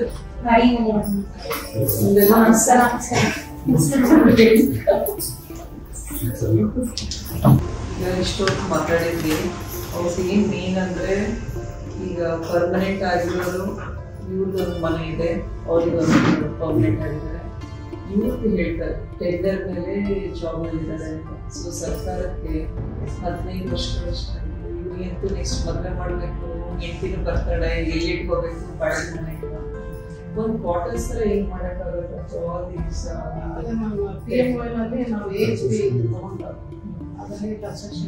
ಒಂದು ಗೆಸ್ಟ್ ಹೌಸ್ ತರ ಬ್ಯಾಚುಲರ್ಸ್ ಇರೋದು, ಸಿಂಗಲ್ ಇರೋದು, ಆಮೇಲೆ ಎಷ್ಟು ಮದುವೆ ಆದ್ಮೇಲೆ 400 ಮನೆಗಳಿದಾವೆ. ಇನ್ನ ಜಾಗ ಇತ್ತು, ಮನೆ ಕಟ್ಟಿಲ್ಲ. ಅಲ್ಲಿ ಜಾಗ ಅದು ಮಿಕ್ಕಿದ ಜಾಗದಲ್ಲಿ ಹಾಸ್ಟೆಲ್ ಸೋಷಿಯಲ್ ಆಮೇಲೆ ರಿಟೈರ್ ಆಗಿರೋದು ಸ್ವಲ್ಪ ಭರ್ತಿ ಆದ್ರೆ ಚೆನ್ನಾಗಿರುತ್ತೆ ಅಂತ. ಸ್ಟ್ರೆಂತ್ ವಾರ್ಡ್ಗಳಲ್ಲಿ ಕ್ಲೀನ್ ಮಾಡಕ್ ಹೋಗ್ತಾರಲ್ಲ, ನಂಬರ್ಸ್ ಕಡಿಮೆ ಇದಾವೆ ಅಂತ ಹೇಳ್ತಾರೆ. 750 ಜನ ಇರ್ಬೇಕು. ಸಿಎಂಡರು ನಮ್ಮ ಸ್ಟ್ಯಾಂಡರ್ಡ್ ಎಸ್ಟಿಎಂ ರೂಲ್ಸ್ ಪ್ರಕಾರ 700 ಮನೆಗೂ ಒಂದು ಬಿಗೆ ಇರಬೇಕು. ಇವಾಗ 750ರಲ್ಲಿ ನಮ್ಮಲ್ಲಿ ಪ್ರೆಸೆಂಟ್ ವರ್ಕ್ ಇರೋದು 740 ಜನ ವರ್ಕ್ ಇದ್ದಾರೆ. ನಾವು ಮೊನ್ನೆ ಸರ್ಕಾರಕ್ಕೆ 745 ಜನ ಸಣ್ಣ ಕೆಲಸದಿಂದ, ಯಾಕಂದ್ರೆ 2018 ಸರ್ಕಾರ ಪ್ರಕಾರ ಗುತ್ತಿಗೆನ ಇಲ್ಲ ತಗೊಂಬಾರ್ದು ಅಂತ ಹೇಳಿ ಏನು ಗುತ್ತಿಗೆಯಲ್ಲಿ ಪೌರ ಕಾರ್ಮಿಕರಿದ್ದಾರೋ ಅವ್ರನ್ನ ನೇರ ಪಾವತಿಗೆ, ಅದಕ್ಕೆ ನೇರ ಪಾವತಿ ಡೈರೆಕ್ಟ್ ಪೇಮೆಂಟ್ ಕಾರ್ಪೊರೇಷನ್ ಪೇಮೆಂಟ್ ಮಾಡುವಂತ ಆದೇಶ ಕೊಟ್ಟಿದ್ದೀವಿ ಮೇಡಮ್. ಅಲ್ಲಿ ಸರ್ಕಾರದಲ್ಲಿ ಹೇಳಿದ್ದಾರೆ ಅಂದ್ರೆ ಇನ್ನು ಮೇಲೆ ನೀವು ಗುತ್ತಿಗೆಯಲ್ಲಿ ಪೌರ ಕಾರ್ಮಿಕರನ್ನ ಔಟ್ಸೋರ್ಸ್ ಅಲ್ಲಿ ಟೆಂಡರ್ ತಗೊಂಬಾರ್ದು ಅಂತ. ಅದಕ್ಕೆ ಇವಾಗೆಲ್ಲ ತುಂಬಾ ಜನ ರಿಟೈರ್ಡ್ ಆಗಿದ್ದಾರೆ ಮೇಡಮ್. ಪರ್ ಮಂತ್ ಒಂದು 5 ರಿಂದ 6 ಜನ ರಿಟೈರ್ಡ್ ಆಗ್ತಾರೆ. ಅದಕ್ಕೆ ಯಾವ ತರ ಫೀಲ್ ಮಾಡಬೇಕು? ಔಟ್ಸೋರ್ಸ್ ಅಲ್ಲಿ ತಗೊಳಕ್ಕೆ ನಾನು ಸರ್ಕಾರಕ್ಕೆ ಪರ್ಸನಲ್ ಕಳಿಸಿದ್ದೀನಿ ಫಂಡ್ ಕಾರ್ಪೊರೇಷನ್ ಅಪ್ರೂವಲ್ ಗೌರ್ಮೆಂಟ್. ಈಗ ವೇಕೆನ್ಸಿ ಇದಾವಲ್ಲ, ಈಗ 17 ವರ್ಷ, ಇನ್ನು ಕೆಲವರು 15 ವರ್ಷ ಕೆಲಸ ಮಾಡಿದ್ದಾರೆ. ಸೊ ಪ್ರಯಾರಿಟಿ ಮೇಲೆ ಇವ್ರಿಗೆ ನಾವು ತಗೊಳ್ಳೋದು. ನೆಕ್ಸ್ಟ್ ರಿಟೈರ್ಡ್ ಆಗಿರೋ ಜಾಗದಲ್ಲಿ ಅಲ್ವಾ, ನಮ್ಮ ಸಂಸ್ಥೆನಲ್ಲೂ ಅದೇ ತರ ಮಾಡಿದ್ದಾರೆ. ಔಟ್ಸೋರ್ಸ್ ನಲ್ಲಿ ಯಾರು 6 ವರ್ಷ 8 ವರ್ಷ ಕೆಲಸ ಮಾಡಿದ್ದಾರೆ ಅವ್ರನ್ನೇ ಡೈರೆಕ್ಟ್ ಆಗಿ ವೇಕೆನ್ಸೀಸ್ ನ ಪ್ರಯಾರಿಟಿ ಅವ್ರಿಗೆ ಫಸ್ಟ್ ಪ್ರಿಫರೆನ್ಸ್ ಕೊಡಬೇಕು. ಫ್ರೆಶ್ ಅಪಾಯಿಂಟೀಸ್ ಕೊಡೋ ಬದಲಿ ಯಾರು ಹಡಗರು ಇಷ್ಟು ವರ್ಷ ಆಗಲೇ ಸರ್ವಿಸ್ ಮಾಡಿದ್ದಾರೆ ಅವರು 50 ಮೆಂಬರ್ಸ್ಗೆ ಕ್ಯಾಲ್ಕುಲೇಷನ್ ಮಾಡಿ ಕಳಿಸಿದ್ವಿ. ನಮ್ಮ ಏನು ಫೈನಾನ್ಷಿಯಲ್, ಯಾಕಂದ್ರೆ ಔಟ್ಸೋರ್ಸ್ ತಗೋಬೇಕಾದ್ರೆ ನಮ್ಮ ಓನ್ ಫಂಡ್ ಮೇಲೆ ತಗೋಬೇಕು. ನಮ್ಮ ಬಜೆಟ್ ಅದು ನಮ್ಮ ಫ್ಯಾಮಿಲಿ ಟ್ಯಾಕ್ಸ್ ಎಲ್ಲ 240 ಜನ ನಾನು ಫಸ್ಟ್ ಸ್ಟೇಜಲ್ಲಿ ತಗೊಳ್ಬೇಕ ಕಳಿಸಿದ್ವಿ ರೆಸಲ್ಯೂಷನ್ ಮಾಡಿ ಸರ್ಕಾರಕ್ಕೆ. ಮತ್ತು ಸೆಕ್ರೆಟರಿ ಮೇಡಮ್ ಅವರು ನಮ್ಮ ಮೀಟಿಂಗಲ್ಲಿ ಅಸಿಸ್ಟೆಂಟ್ ಡೈರೆಕ್ಟರ್ ಸೆಕ್ರೆಟರಿ ಹೇಳಿದ್ದಾರೆ. ಮತ್ತೆ ನಾವು ಇವರಿಗೆ ಎಂಟರ್ಟೈನ್ಮೆಂಟ್ ಏನಿದೆ? ಗಾಡಿನಲ್ಲಿ ಹಾಡು ಹಾಕೊಳ್ಳೋದ್ ಬಿಟ್ಟು ಏನಿದೆ ಎಂಟರ್ಟೈನ್ಮೆಂಟ್? ವರ್ಷಕ್ಕೊಂದ್ಸಲ ಸಾಂಸ್ಕೃತಿಕ ಕಾರ್ಯಕ್ರಮ ಏನಾರ ಸಂಭ್ರಮ ಇಂದ ಮಾಡ್ತೀರಾ ನೀವು? ಸೇರ್ಕೊಂಡಿಲ್ಲ ಕಾರ್ಮಿಕರ ದಿನಾಚರಣೆ ಯಾವಾಗ ಇರೋದು? ಟ್ಯಾಲೆಂಟ್ ಇಲ್ಲ, ಹಾಡು ಹೇಳೋರು ಡ್ಯಾನ್ಸ್ ಮಾಡೋರು ಇಲ್ಲ ನಿಮ್ ಟೀಮ್ನಾಗೆ?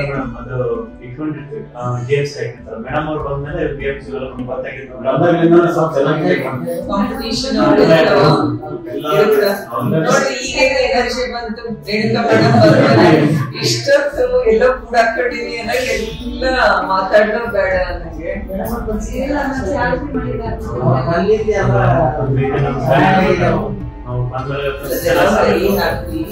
ಪ್ರತಿಯೊಬ್ಬರು ಹೇಳಿದ್ರು ನಮ್ಮ ಸೇಫ್ಟಿ ನೀವು ಇವ್ರು ಹೇಳೋದು ಹಾಫ್ ಡೇ ರಜಾ ಕೊಡ್ತಿರಲ್ಲ, ಅದು ಒಂದು ಸಮಸ್ಯೆ ಆಗುತ್ತೆ. ಫ್ಯಾಮಿಲಿ ಇರೋದು ಇನ್ನೊಂದ್ ಕಡೆ, ಸೊ ಅವ್ರಿಗೆ ಹೋಗ ಬರೋದು ಅನ್ಸೋದನ್ನ ನೋಡ್ಕೊಂಡು ಅಟ್ಲೀಸ್ಟ್ ಮಾಡಿಸಿ ಫ್ಲೆಕ್ಸಿಬಲ್. ಆಮೇಲೆ ಈಗ ಅವ್ರ ಮನೆಯಲ್ಲಿ ನೀರ್ ಬಿಡೋ ಸಮಸ್ಯೆ, ಸೊ ನೀರ್ ಬಿಟ್ಟಾಗ ಲೇಟಾಗೆ ಅವಾಗ ಒಂದ್ಸಲ ಕನ್ಸಿಡರ್ ಮಾಡ್ಬೇಕು. ಅಲ್ಲಿ ಯಾರು ಇನ್ಸ್ಪೆಕ್ಟರ್ ಇದಾರೋ ಸೂಪರ್ವೈಸರ್ ಇದಾರೋ ಅವರಿಗೆ ಜೆನ್ವಿನ್ ಅಂದ್ರೆ ನಾನ್ ಸುಳ್ಳು ಹೇಳ್ಬಾರ್ದು. ಅವಾಗ ಲೇಟ್ ಆಗಿ ಬಿಡ್ತಾರೆ ಅಂದ್ರೆ ಮನೇನಲ್ಲಿ ಲೇಟ್ ಆಗಿ ಎತ್ತೆ ಅಥವಾ ಮಕ್ಳದ್ ಇನ್ನೊಂದು ಏನೋ ಇರುತ್ತೆ ಅಂತ ಅಲ್ಲ, ಅದು ರೂಢಿ ಮಾಡ್ಕೊಬೇಕು ಅಲ್ವಾ? ನಾವೇ ನಿಜ ಹೇಳ್ಕೊಂಡು ರೂಢಿ ಇರ್ಬೇಕು. ನಾನು ಸುಳ್ಳು ಹೇಳೋದು ಅದು ಮಾಡಿದ್ರೆ ಅವಾಗ ಅವರು ಮಾಡ್ತಾರೆ. ಆ ಟೈಮ್ ಕನ್ಸಿಡರ್ ಮಾಡೋದು. ಇವ್ರು ಅದೇ ರಜಾ ಹಾಫ್ ಡೇ ಕೊಡ್ತಾರಲ್ಲ, ಅದು ಎಲ್ಲರಿಗೂ ಟೆಂಡರ್ ಬೇಸಿಸ್ ಯಾರು ತಗೊಳ್ತಿರಲ್ಲ ಅವರಿಗೆ ಹೇಳ್ಬಿಡ್ತಾರೆ ರೂಲ್ಸ್. ರಜಾ ಕೊಟ್ಟು ಉಪಯೋಗ ಆಗುತ್ತೆ ಅವರಿಗೆ, ಕೆಲಸ ಮುಗಿಸ್ಕೊಂಡು. ಆಮೇಲೆ ಮೊನ್ನೆ ಇದು ಬೆಂಕಿ ಹತ್ತದಲ್ಲ ಆರ್ಬೋರ್ಡ್ ನಲ್ಲಿ, 2 ಸಲ ಬೆಂಕಿ ಹತ್ತದ ನನಗೆ ಗೊತ್ತಿದ್ದಾನೆ. ಸೊ ಆ ಟೈಮ್ ನಲ್ಲಿ ಬೆಂಕಿ ಹತ್ತಿದಾಗ ಮತ್ತೆ ಇವ್ರು ಯಾರಿಗೂ ಏನು ಬರ್ನ್ಸ್ ಅಂತ ಇಲ್ಲ ಮೇಡಮ್. ಅವ್ರು ನಾವೇನ್ ಮಾಡಿ ಫೈರ್ ಡಿಪಾರ್ಟ್ಮೆಂಟ್ ಅಲ್ಲಿ ಅವ್ರದ್ದು 2 ವೆಹಿಕಲ್ ತಗೊಂಡ್ವಿ ಮೇಡಮ್. ಆಮೇಲೆ ಅವ್ರಿಗೂ ಸಡನ್ ಆಗಿ ಬೇರೆ ತಾಲೂಕುಗಳಲ್ಲಿ ಕೂಡ ಮತ್ತೆ ಎಮರ್ಜೆನ್ಸಿ ಬರುತ್ತೆ ಅಂತ ಅಷ್ಟು ವೆಹಿಕಲ್ 3 ವೆಹಿಕಲ್ ನಾವು ಕೊಡಕ್ಕಾಗಲ್ಲ ಅಂತ ಹೇಳಿದ್ರು. ಒಂದು ಫಸ್ಟ್ 2 ದೊಡ್ಡ ವೆಹಿಕಲ್ ಚಿಕ್ಕ ವೆಹಿಕಲ್ ಕಳಿಸಿದ್ರು ಮೇಡಮ್, ಬಟ್ ನಮ್ಗೆ ಸಾಕಾಗ್ತಾ ಇಲ್ಲ ಫೈರ್ ಇಂಜಿನ್ಸ್. ಆಮೇಲೆ ನಾವೇನ್ ಮಾಡಿದ್ವಿ ಮೇಡಮ್, ಐರನ್ ಪೈಪ್ ಪಂಪ್ ಇದೆ, ಅದು ಫೋರ್ಸಬಲ್ ಆಗಿ ಬೆಂಕಿನ ಆರಿಸಂತ ಪಂಪು, ಅದು ಕಾಸ್ಟ್ ಬಂದು 10 lakhs ಮೇಡಮ್. ಅವ್ರ ಹತ್ರ ನಾವು ರೇಟ್ ಎಲ್ಲಿ ಸಿಗುತ್ತೆ ಅಂತ ಹೇಳಿ ಕಂಪನಿ ಕಡೆ limited start time tenders 7 days tender ಮಾಡಿ ಅದು ಖರೀದಿ ಮಾಡ್ಕೊಂಡು ಮೇಡಮ್. ಫಸ್ಟ್ ಟೈಮ್ ನಮಗೆ ಸಮಸ್ಯೆ ಆಯ್ತು. ಸೆಕೆಂಡ್ ಟೈಮ್ಗೆ ನಮಗೆ 1 ತಿಂಗಳು ಆರಿಸಿದ್ವಿ ಮೇಡಮ್ ನಾವು. ಅದರಲ್ಲಿ ಕೆಲವು ನಾವು ಲೇಡೀಸ್ ಯೂಸ್ ಮಾಡ್ಕೊಂಡ್ವಿ ಮೇಡಮ್. ಆಕ್ಟಿವ್ ಫಿಸಿಕಲ್ ಇರೋ ಎಂಪ್ಲಾಯೀಸ್ ಸ್ವಲ್ಪ ಜನ ತಗೊಂಡು ಫೈರ್ ಅವರು ನಾವು ಮತ್ತೆ SDR ಬಂದಿದ್ವಿ ಮೇಡಮ್. ಅವರು 3 ಇಲಾಖೆಗಳು ಸೇರಿ ನಾವು ಮಾಡಿದ್ವಿ ಮೇಡಮ್. ಸೆಕೆಂಡ್ ಟೈಮ್ ಅದು ಖರೀದಿ ಮಾಡಿದ್ಮೇಲೆ ನಾವು ಒಂದು ಸಂಪೂರ್ಣ ಕನ್ಸ್ಟ್ರಕ್ಷನ್ ಮಾಡ್ಕೊಂಡಿದ್ವಿ 10,000 ಲೀಟರ್ ಸ್ಟೋರ್ ಇರುವಂತದ್ದು. ಸೆಕೆಂಡ್ ಟೈಮ್ ಬೆಂಕಿ ಬಂದ 24 ಗಂಟೆ ಒಳಗೆ 24 ಒಂದೇ ದಿವಸ ಎಲ್ಲ ಮಿಷನರಿ ಎಲ್ಲ ಸ್ಟಾಕ್ ಇಟ್ಕೊಂಡ್ವಿ ಮೇಡಮ್.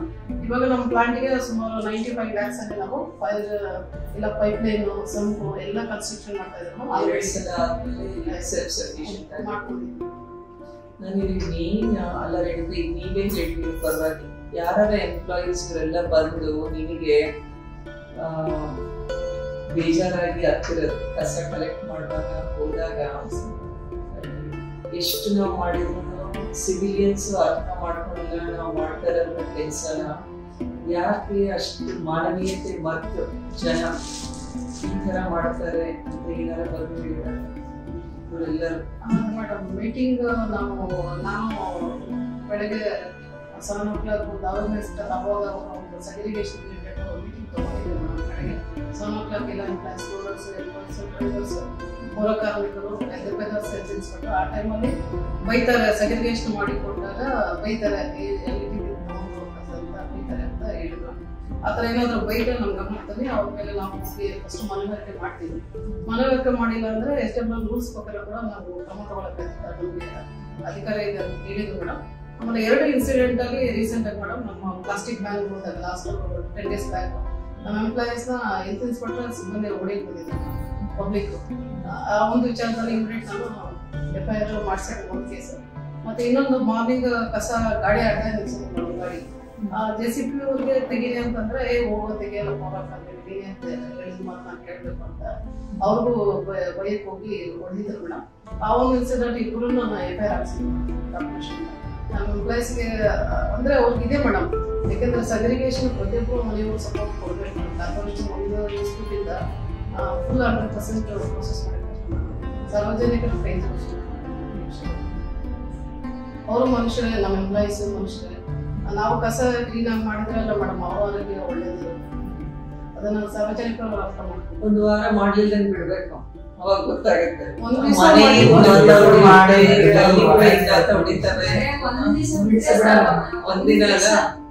ವಾರ ಮೇಡಮ್, ಒಂದ್ ದಿವಸ ಯಾವಾಗ ಆತರ ಬೇಜಾರಾಗಿ ಬಿಟ್ಬಿಟ್ಟಿರ? ಇಷ್ಟು ದಿನದಲ್ಲಿ ಯಾವಾಗ ಬಿಟ್ಟಿದ್ದೀರಾ? ಒಂದ್ಸಲ ಸ್ಟ್ರೈಕಿಗೆ ಹೋಗಿದ್ದೀರಾ? ಕಸ ಸ್ಟ್ರೈಕಿಗೆ ಹೋಗಿರ? ಇದನ್ನ ಹೇಳಿ ಒಬ್ರು ಹೇಳಿ ಕರೆಕ್ಟ್. ಕೆಲಸ ಮುಗಿಸ್ಕೊಂಡೆ ಹೋದ್ರು, ಸ್ಟ್ರೈಕಿಗೆ ಹೋಗಿರೋ ಕೆಲಸ ಮುಗಿಸ್ಕೊಂಡು ಕೆಲಸ ಮಾಡ್ಕೊಂಡ್ ಬರ್ರಿ ಅಂತ ನಮ್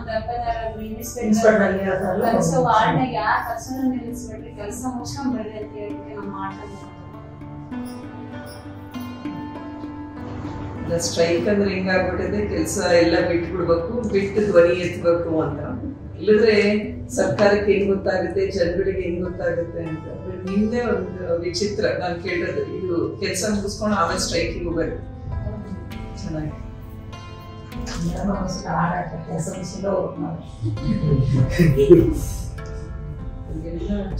ಬಂದಿದ್ದೆ ನಮ್ಗೆ ಸ್ವಲ್ಪ ಚೆನ್ನಾಗಾಗಿದೆ, ಒಳ್ಳೇದಾಗ್ತಿದೆ.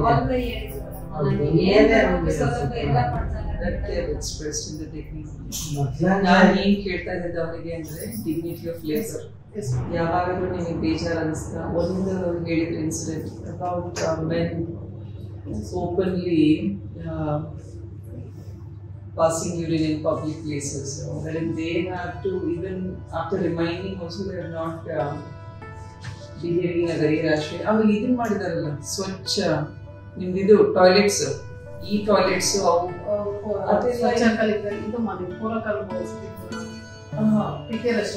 ಅಲ್ರಿ ಅವಾಗ ಇದನ್ನ ಮಾಡಿದ್ರಲ್ಲ SPM ಟಾಯ್ಲೆಟ್ಸ್, ಊರ್ ತುಂಬಾ ಟಾಯ್ಲೆಟ್ಸ್ ಮಾಡಿದ್ರಲ್ಲ, ಅದನ್ನ ಕ್ಲೀನ್ ಮಾಡೋರು ಯಾರು ಮಾಡಿದ್ದಾರೆ? ನಾನು ಕಮಿಷನರ್ ಬಂದ್ಮೇಲೆ ಬೇರೆ ಇಲಾಖೆ ಎಲ್ಲಾದ್ರೂ ಪ್ರೋಗ್ರಾಮ್ ನಾನು ಎಂಪ್ಲಾಯ್ ನಾನು ಕಳ್ಸೋದು ನೀವು ಮಾಡ್ಕೋಬೇಕು ಪ್ರಕಾರ ಎಲ್ಲ ಎಂಪ್ಲಾಯ್ ಕಳ್ಸೋದು. ಪಾರ್ಕ್ಗಳೆಲ್ಲ ಯಾರು ಮೇಂಟೈನ್ ಮಾಡ್ತಾರಲ್ಲ, ಸಪ್ರೇಟ್ ಪಾರ್ಕ್ಸ್ ಬರಲ್ಲ, ಔಟ್ಸೋರ್ಸ್. ಅವರು ಒಂದು ಔಟ್ಸೋರ್ಸ್ ಒಂದು 50 ಜನ ತೋಟಗಾರಿಕೆ ಅವರು ಕಂಟ್ರೋಲ್ ಮಾಡ್ತಾರೆ. ಮತ್ತೆ ತೋಟಗಾರಿಕೆ ಸ್ಟಾಫ್ ತಗೊಂಡಿದ್ರು ಸಪ್ರೇಟ್ 50 ಜನ ಇದ್ದಾರೆ ಮೇಡಮ್, ಅವರೆಲ್ಲ ಔಟ್ಸೋರ್ಸ್. ಆಮೇಲೆ ಇವರು ಒಂದು ನಮ್ಮ ಸಿಟಿನಲ್ಲಿ ಮೇಡಮ್ ತುಂಬಾ ಚಿಕ್ಕ ಪಾರ್ಕಿನಲ್ಲಿ ಕೂರಿಸ್ತಾರೆ ಮೇಡಮ್, ಅದು ಬ್ಯಾಕ್ ಬೋನ್ ಡೈಲಿ ಸ್ವಲ್ಪ ಇಷ್ಟು ಅದರೆಲ್ಲ ಸಣ್ಣ ಹೈಟ್ ಇದ್ರೆ ಅದ ಕಸ್ಟಮರ್ಗೆ ಎಷ್ಟು ಉದ್ದ ಹೋಗಿರುತ್ತೆ. ಅದನ್ನ ಅಳವಡಿಕೆ ಮಾಡ್ಕೊಬೇಕು ಮೇಡಮ್ ಫೆಸಿಲಿಟೀಸ್ ಅಲ್ಲಿ, ಅದು ನಿಮ್ಗೆ ತುಂಬಾ ಈಸಿ ಆಗುತ್ತೆ ವರ್ಕಿಂಗ್. ಆಮೇಲೆ ಸ್ವೀಪಿಂಗ್ ಮಿಷಿನ್ ಬಂದ್ಮೇಲೆ ಮೇನ್ ರೋಡ್ ಸ್ವಲ್ಪ ಫಸ್ಟ್ ಎಲ್ಲ ಮಣ್ಣು ಹೊಡಿಲೇಬೇಕಿತ್ತು ಮೇಡಮ್. ಅವ್ರು ಬಂದ್ಮೇಲೆ ಫಸ್ಟ್ ಮಣ್ಣೇ ಹೊಡಿಸ್ತಿದ್ರು ನಮಗೆಲ್ಲ. ಇವಾಗ ಮಣ್ಣು ಮಾಡ್ಯಾರ ಎಲ್ಲ ಮಿಷನ್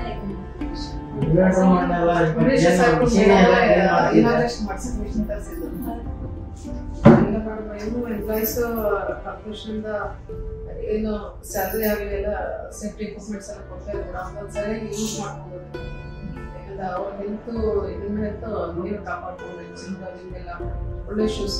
ನಾನು ಏನು ಕಮಿಷನ್ ಯೂಸ್ ಮಾಡ್ತೀನಲ್ಲ ಬಟ್ಟೆ ಶೂಸ್ ಅದೇ ನಿಮ್ಗೆ ಕೊಡಿಸಿದ್ದೀನಿ, ಅದು ನೀವು ಮನೇಲಿ ಇಟ್ಕೊಡ್ತೀರಾ ಹಾಕೊಬೇಕು, ಶೂಸ್ ಹಾಕೊಬೇಕು.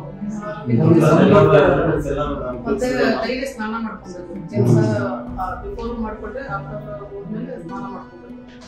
Hygienic important. ಯಾಕಂದ್ರೆ ನಾನು ಅಬ್ಸರ್ವ್ ಮಾಡೋದಂದ್ರೆ ತುಂಬಾ ಜನ ಡೆತ್ ಆಗ್ತಾ ಇದೆ. ಯಾರು ಒಂದು 60-50% ಮೇಲೆ ಡೆತ್ ಆಗ್ತಾ ಇದೆ ಕೇಸಸ್. ಯಾಕಂದ್ರೆ 60 years ಯಾರು ಕಂಪ್ಲೀಟ್ ಮಾಡ್ತಲ್ಲ, ನಿವೃತ್ತಿ ಆಗ್ತಾ ಇಲ್ಲ. ಯಾಕಂದ್ರೆ ಒಂದು ಕ್ಲೀನ್ನೆಸ್ ಮೇಂಟೈನ್ ಮಾಡೋದು, ಕೆಲವರು ಜೆನ್ಸ್ ಎಕ್ಸ್ಪೋಸ್ ಮಧ್ಯ ಸೇವೆ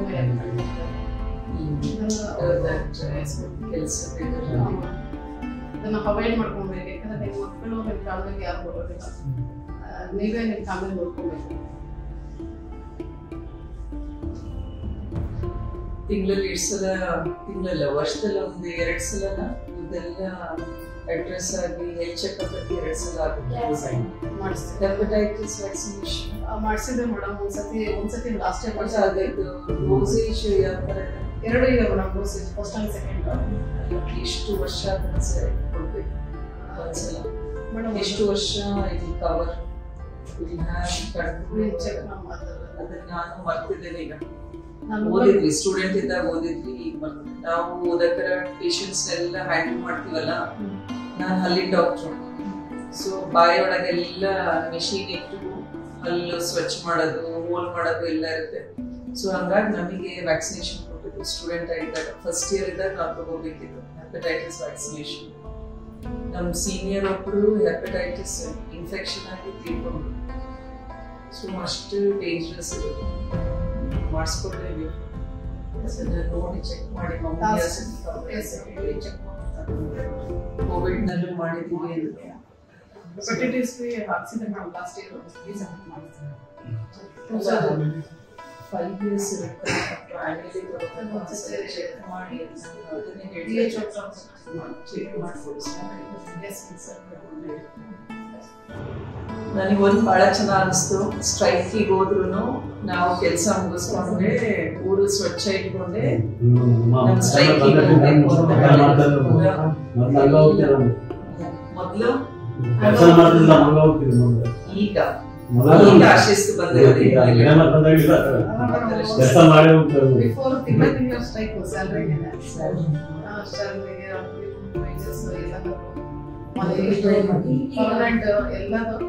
ಎಲ್ಲ ಕಂಪ್ಲೀಟ್ ಮೊದಲು 7 ತಿಂಗಳು 8 ತಿಂಗಳು ಒಂದ್ಸಲ ಪೇಮೆಂಟ್ ಆಗುತ್ತೆ. ಅಮ್ಮವರಿಂದ ಸಾಹೇಬರು ಮೇಡಮ್ ಕೂಡ ನಮ್ಗೆ ಇನ್ಸ್ಟ್ರಕ್ಷನ್ ವೆರಿ ಸೆನ್ಸಿಟಿವ್. ಅವ್ರು ಮಾಡೋ ಕೆಲಸಕ್ಕೆ ಅದ್ರ ಬಗ್ಗೆ ನಿಮಗೂ ಗೊತ್ತಿದೆ. ಪತ್ರದಲ್ಲಿ ನೋಡ್ತೀವಿ ಅವ್ರ ಕಷ್ಟ ಸುಖನೆಲ್ಲ ಮಾಡಬೇಕು ಅಂತ ಮನಸ್ಸಿದೆ.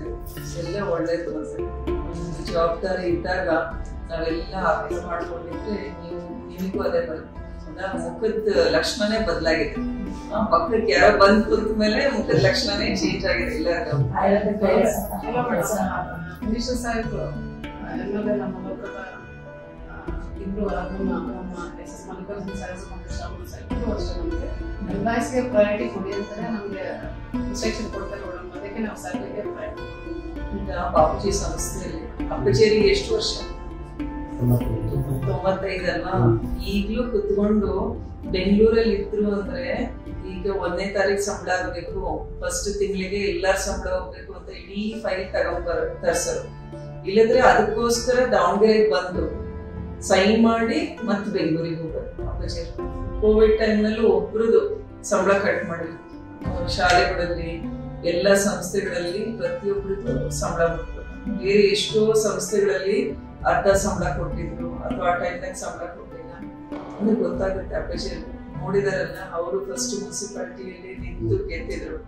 ಸೊ ಹಾಗಾಗಿ ಜನರದ್ದು ಎಲ್ಲ ಗೊತ್ತಿದೆ. ಅಪ್ಪಚೇರಿ ಬಹಳ ಚೆನ್ನಾಗಿ ನಮಗೆ ಇನ್ನೇನು ಅವ್ರ ಪರವಾಗಿ ಕ್ಯಾನ್ವಸಿಂಗ್ ಮಾಡಿ ನಿಮ್ ಮನೆಗಳಿಗೆಲ್ಲ ಬಂದು ನಿಮ್ಮನ್ನು ಭೇಟಿ ಮಾಡಿ ಗೊತ್ತಾಗಿರೋದು ಇಲ್ವಾ? ಇಲ್ಲದ್ರೆ ಎಲ್ಲಿ ನನಗೆ ಗೊತ್ತಾಗುತ್ತೆ ಜನರದ್ದು ಎಷ್ಟು ಕಷ್ಟ ಇರುತ್ತೆ. ಒಟ್ಟು ನಮ್ಮ ದಾವಣಗೆರೆ ಸಿಟಿಗೂ ಸಾಕಷ್ಟು ಅವಾರ್ಡ್ಸ್ ಬಂದಿದ್ದಾರೆ. ಹೌದಾ? ಸ್ವಚ್ಛವಾಗಿದೆ, ಕ್ಲೀನ್ ಆಗಿದೆ ಸಿಟಿ ಅಂತ ಎಲ್ಲರೂ ನಿಮ್ಮೆಲ್ಲರ ಕೈ. ಹೌದಾ? ನೀವು ಕೈ ಸೇರಿಸಿದ್ದೀರ ಅದರಲ್ಲಿ.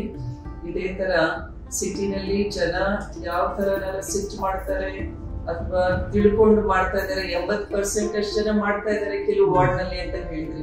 ಸೊ ಅದೇ ತರ ಇಡೀ ಸಿಟಿನಲ್ಲಿ ಎಲ್ಲ ದಾವಣಗೆರೆ ಜನನು ನಾವು ತಿಳ್ಕೊಂಡು ಕಸನ, ಹಸಿ ಕಸ ಒಣ ಕಸನ ಬೇರೆ ಬೇರೆ ಮಾಡಿ ನಿಮಗೆ ಕೊಟ್ರೆ ಇನ್ನೂ ಚೆನ್ನಾಗಿ ನಮ್ಮ ಸಿಟಿನಲ್ಲಿ ನಾವು ಏನೇನು ವೇಸ್ಟ್ ಮ್ಯಾನೇಜ್ಮೆಂಟ್ ಸಿಸ್ಟಮ್ ಅಂತ ಹಾಕೊಂಡಿದೀವಲ್ಲ ಮುನ್ಸಿಪಾಲಿಟಿ ಮಹಾನಗರ ಪಾಲಿಕೆಯಿಂದ ಅದು ಇನ್ನ ಚೆನ್ನಾಗಿ ನಿಭಾಯಿಸ್ಕೊಂಡು ಫಸ್ಟ್ ಪೊಸಿಷನ್ ದಾವಣಗೆರೆ ತಗೊಂಡು ಹೋಗ್ಬೇಕು ಅಂತ ಕಮಿಷನರ್ ಅವ್ರಿಗೆ ಹೇಳ್ತಾ ಇದ್ದಾರೆ.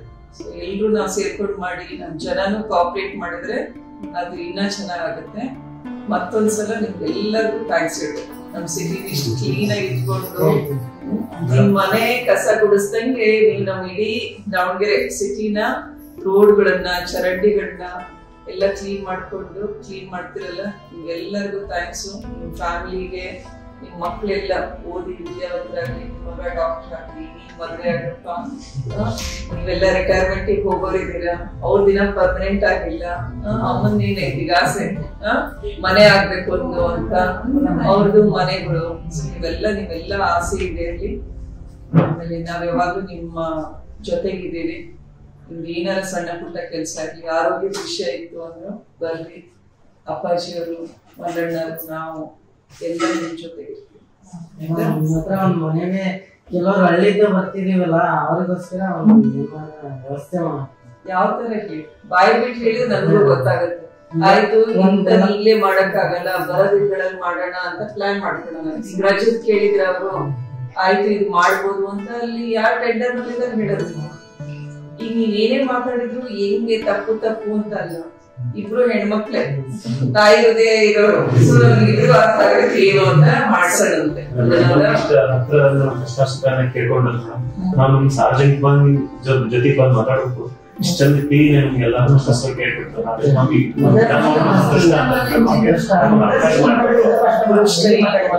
ಈಗ ನಾವು ಮನುಷ್ಯರಾಗಿ ಅರ್ಥ ಮಾಡ್ಕೋಬೇಕು ಪ್ರತಿಯೊಬ್ಬರದು ಏನಾಗುತ್ತೆ ಕಷ್ಟ ಅಂತ.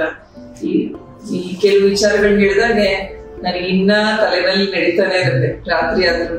ಸೊ ನಮಿಗೂ ಗೊತ್ತಾಗುತ್ತೆ, ಒಂದ್ ಕಸ ಪೇಪರ್ ಎಸಿವಾಗ ನಾನು ಯೋಚನೆ ಮಾಡ್ಬೇಕು, ಇದನ್ನ ಹಸಿ ಕಸನ ಒಣ ಕಸನ, ಕೆಲಸ ಮಾಡೋರಿಗೆ ಎಷ್ಟು ತೊಂದರೆ ಆಗತ್ತೆ ಅದನ್ನ ಯೋಚನೆ ಮಾಡ್ಕೊಂಡು ಪ್ರತಿಯೊಬ್ರು ಕೆಲಸ ಮಾಡಿದ್ರೆ ನಿಮಗೂ ಸಮಸ್ಯೆ ಆಗತ್ತೆ ಅಲ್ವಾ.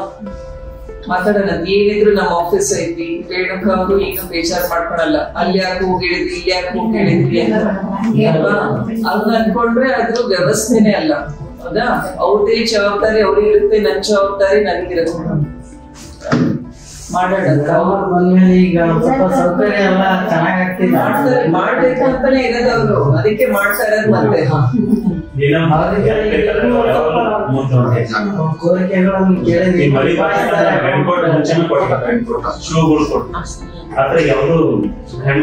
ಬಾಯ್ ಬಿಟ್ಟು ಕೇಳ್ರಿ, ಅದು ಒಳ್ಳೇದು ಅಂತ ಗೊತ್ತಾಗತ್ ನಮಿಗೂ, ಅವಾಗ ಮಾಡಿಸ್ತೀವಿ. ಮತ್ತೆ ಒಂದೊಂದು ಲಿಮಿಟ್ ಇರುತ್ತೆ, ದುಡ್ಡು ಇಷ್ಟೇ ಇರುತ್ತೆ, ಸಂಬಳ ಕೊಡೋವು ಸರ್ಕಾರ ತೀರ್ಮಾನ ಮಾಡೋದಿರುತ್ತೆ, ಅವು ಮಾಡಕ್ಕಾಗಲ್ಲ.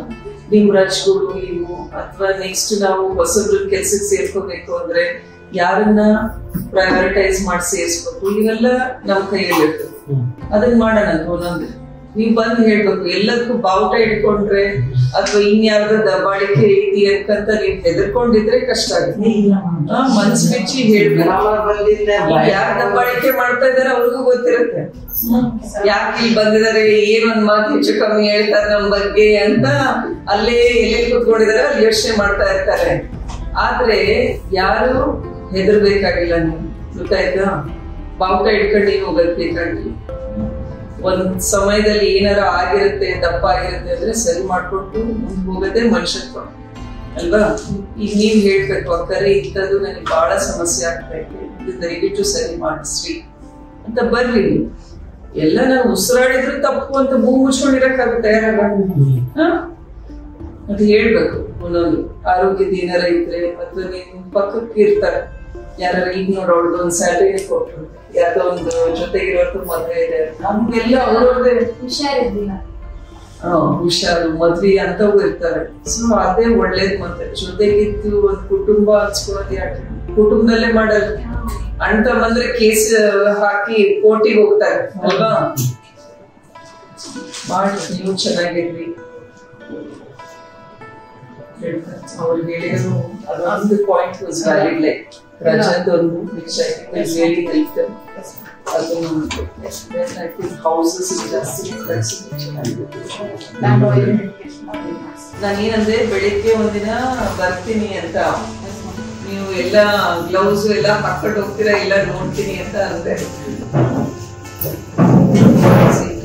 ಇದೆ ನೀನು ಉಪಯೋಗಿಸ್ಬೇಕು, ಮೊಮ್ಮಕ್ಕಳಿಗೆ ಕೊಡ್ತೀಯ, ನೀನು ಉಪಯೋಗಿಸ್ತೀಯ.